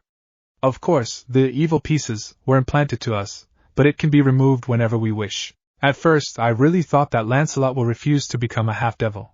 But she said that she's my knight, so she will do this on her own will. As for me, I will take the chance of having battle experience in the future raiding games. I have talked to Michael-sama and Gabriel last night, using the devil's magic. Michael-sama agreed without a second thought while Gabriel-san seemed to be fine with it. She even said that it's fine if I became a devil because no matter what happens, Issei is still Issei. Yeah, Gabriel-san trusts me that much, and for that, I'm really happy. The first raiding game will happen 1 month from now. That means that I only have 1 month to achieve the subspecies balance breaker of the boosted gear. Drake was worried that the time was not enough because I'm as weak as a baby devil without my armor. But Azazel-sensei was confident about my trainer, who is still unknown to me. After we got off the train, Kiba explained that we were on Lucifer, the old capital of the underworld where the previous Lucifer-sama lived. Right now, we were still wearing our uniform from Ko Academy. It seemed like this will be our battle uniform as well. Thinking about it, humans and devils are closely related. It could be said that, starting from the contract and the reincarnation of humans into evil pieces as servants, there was a relationship of coexistence between them. I wonder if this is the way their race lives, by taking in other cultures and sublimating it into their own. Kaya! Princess Rias-sama. Suddenly, I heard a high-pitched cheer. When I looked, a group of devils on the station platform were looking at senpai and giving her longing gazes. I just remembered that senpai is a famous person here in the underworld. After all, she is the Mao's younger sister, and she's also beautiful. No wonder she's famous to low-class and middle-class devils. Hi-thither, so many devils. From behind my back, Gasper reacted to the voices of the many devils and panicked. The tough day continued for the Hikikomori. After another ride from a subway train, we finally arrived at the biggest building in the city. The meeting place for the gathering of young devils, old families, and high-class big shots was in this building. The bodyguards accompanied us until we reached the elevator, and then stood waiting on standby. We boarded the elevator from the basement with Bucho in the lead. It was a spacious elevator. Everyone, I'll say it one more time. No matter what happens, stay in a calm state of mind. No matter what is said, don't start a fight. The people above are our future rivals. We mustn't show an unsightly form. Senpai's words had more fighting spirit than usual, and were very intense. That was the tone of voice of someone who is prepared for battle and doesn't intend to lose to anyone. But I still don't feel the nervousness of the other members. It's because I'm still new to this and I have no idea on what's gonna happen. Even though I agreed to be Ria's pawn, I still don't realize what kind of trouble I just entered. After traveling up to the top floor pretty quickly, the elevator then stopped at last, and the door opened. When we took a step outside, we found ourselves in a wide hall. When we got out from the elevator, a person who seemed to be an employee was there and bowed slightly to Rias-senpai and us. "Welcome, Gremory-sama. Please come this way." We followed after the employee. After we went down a certain passage, the figures of several people were in a corner. Serorg. Bucho seemed to know one of those figures. That person also noticed Bucho and approached us. It was a boy. Based on his appearance, he seemed to be about the same age as us. He was a rough yet good-looking guy with short black hair. He had an energetic appearance, and had a very good physique with plenty of muscles. He looked like a pro wrestler. Rather, was he a devil from a martial artist family? His eyes were strangely purple. Somehow, I felt like his face was similar to Senpai's. No, to Surzek-san. "It's been a while, Rias." He shook hands with Bucho while smiling. Was he one of the young devils? As I thought, was he a high-class devil? In any case, even a new devil like me could sense the intense surge of magic power coming from him. The devils that seemed to be part of this person's group turned their gazes towards us. They were all strong-looking devils. No, I can feel that they're all strong. "Yeah, I miss you. It's good to see that you're doing well. There are also people here who haven't met you yet. This person is Serorg. He's my cousin on my mother's side." "So Serorg-san is Senpai's cousin? That explains why he's somehow similar to Surzek-san." "I'm Serorg Bale, the next head of the Bale family." Bale, huh? Isn't that the famous great king just after the Mao? Doesn't this mean that Senpai's mother came from the family of Bale? Things are getting surprising. Isn't this the Hakuryuku from the rating game with Razor? Serorg-san noticed me and asked Senpai. Inside me, I heard Drake crying again. This is getting rather often. How do I explain this? Issei is the Sekiryuri. He just somehow obtained a portion of the Vanishing Dragon. Senpai explained with a troubled face, and Serorg-san seemed to understand. "I see. I apologize to the Red Dragon Emperor. I must have insulted his pride for mistaking him as the Hakuryuku." "That's fine. Drake is only crying, not a big thing, right, Drake?" "Nuh. So Rias have the legendary dragon in her team? I will look forward in fighting you, Sekiryuri-san," Serorg said as he offered me a hand. I shivered when I felt his fighting spirit rising to the maximum. The quality of power inside this man is insane. I highly doubt myself winning against him even with my Vanishing Dragon armor. Even the Welsh Dragon armor seemed to lose against this man's aura. Well, what is this pressure? I moved my hand and shook with him. Even with the slightest touch, I can feel the raw power of this man. With a simple handshake and declaration, Serorg Bale has engraved fear in me. Shifting the mood, Senpai talked to Serorg-san. "So, what are you doing in a passage like this?" We came out here because it's so idiotic in there." "Idiotic? Have the other members also arrived then?" "Agars and Astaroth have already arrived. Zephyrdal came last." Immediately after he arrived, Zephyrdal and Agars started arguing. Serorg-san showed an expression of dislike at the statement. The building shook greatly and I heard a huge smashing sound. I heard it from somewhere nearby. During this time, Lancelot entered fighting mode and stepped protectively beside me. Though she didn't summon the Holy Spear, she was on her guard. Worried by it, Rias-senpai without hesitation went to the big door from which the noise had come from. "Geez, this is why I advise not meeting before the meeting." Sighing, Serorg-san followed after Rias-senpai along with the people who seemed to be his servants. We had no choice but to follow behind our master Rias-senpai, though we were plagued by questions and anxiousness. Beyond the open big door was a banquet hall that was all smashed up. The tables, chairs and decorations were all destroyed. All the devils were split into two camps who glared at each other at the center of the room.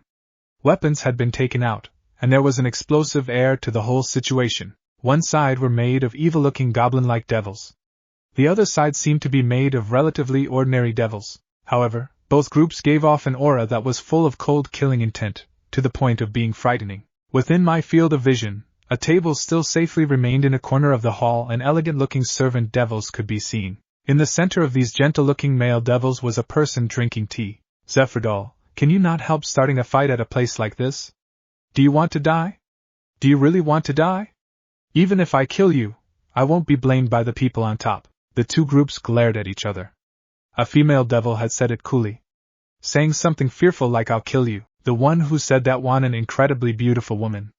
She seemed to be in the same age as me, even though she was wearing glasses, her gaze was still sharp. The wave of magic power being emitted from her aura was incredibly chilling. As expected, I was still a kid compared to these people. Ha! I'll say it again, bitch.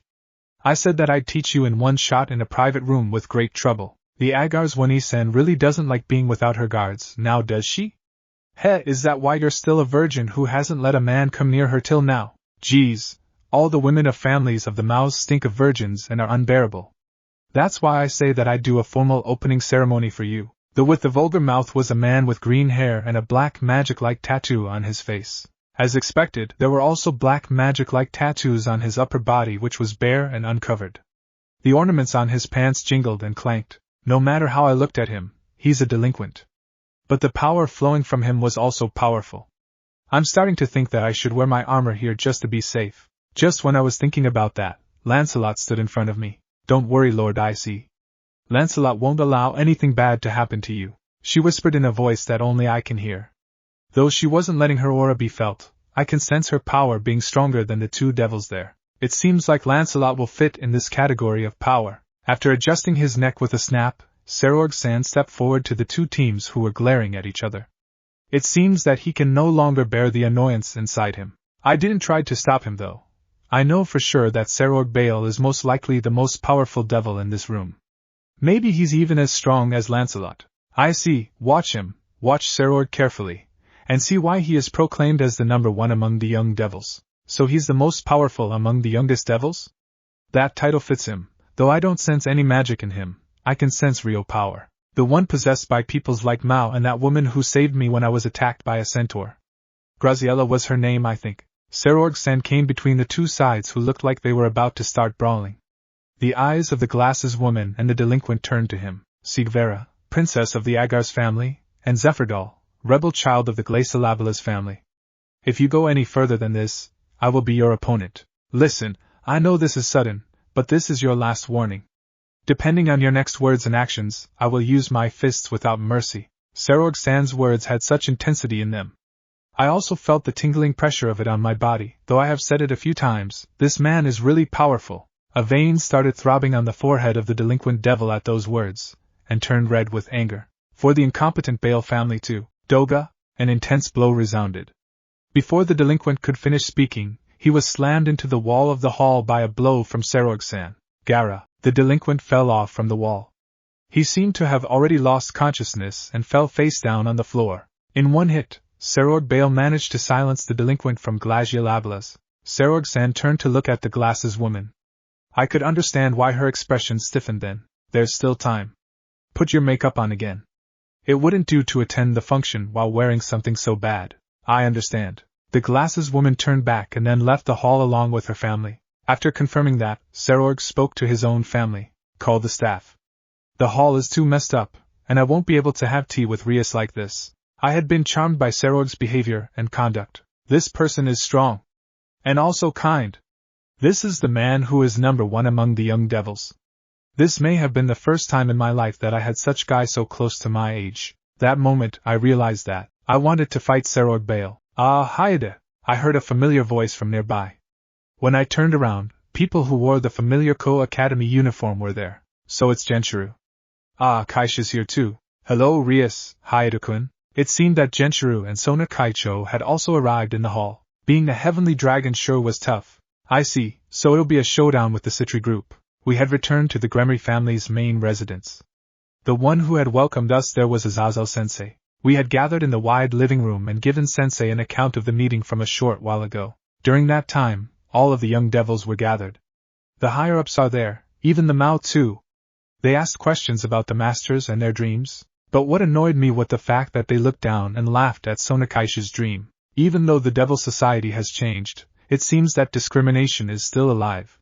Genshiru was enraged by their acts, and was only claimed down by Sonakaishu. Seriously, even I was annoyed by the higher-ups' arrogant behavior. I'm pretty sure that the four Mao felt the same way. On July 28th in Human World Time. So we have about 20 days until the showdown day.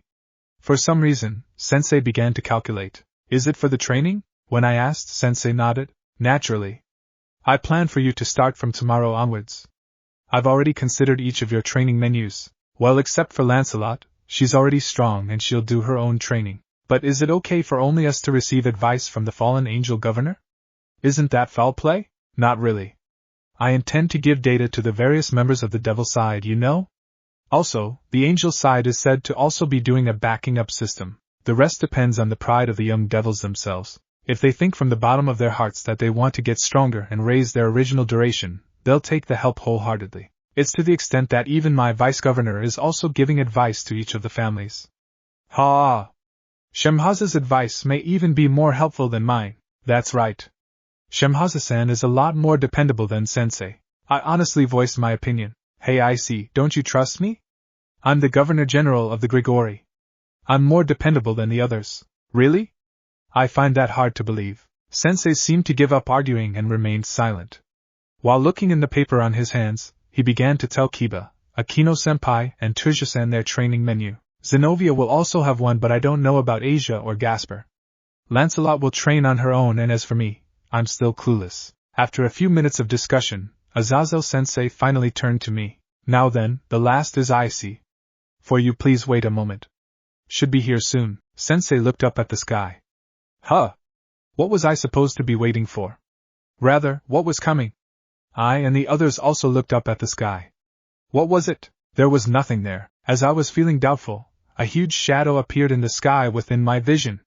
It was heading towards us at extreme speed. Thanks for watching this video. If you really enjoy this video, like, subscribe, and comment down below, and turn on that bell notification. Don't forget to support and follow the Sir Juis High for writing that awesome fanfic, and also make sure to comment on this story link in the description. See you in the next video. Goodbye.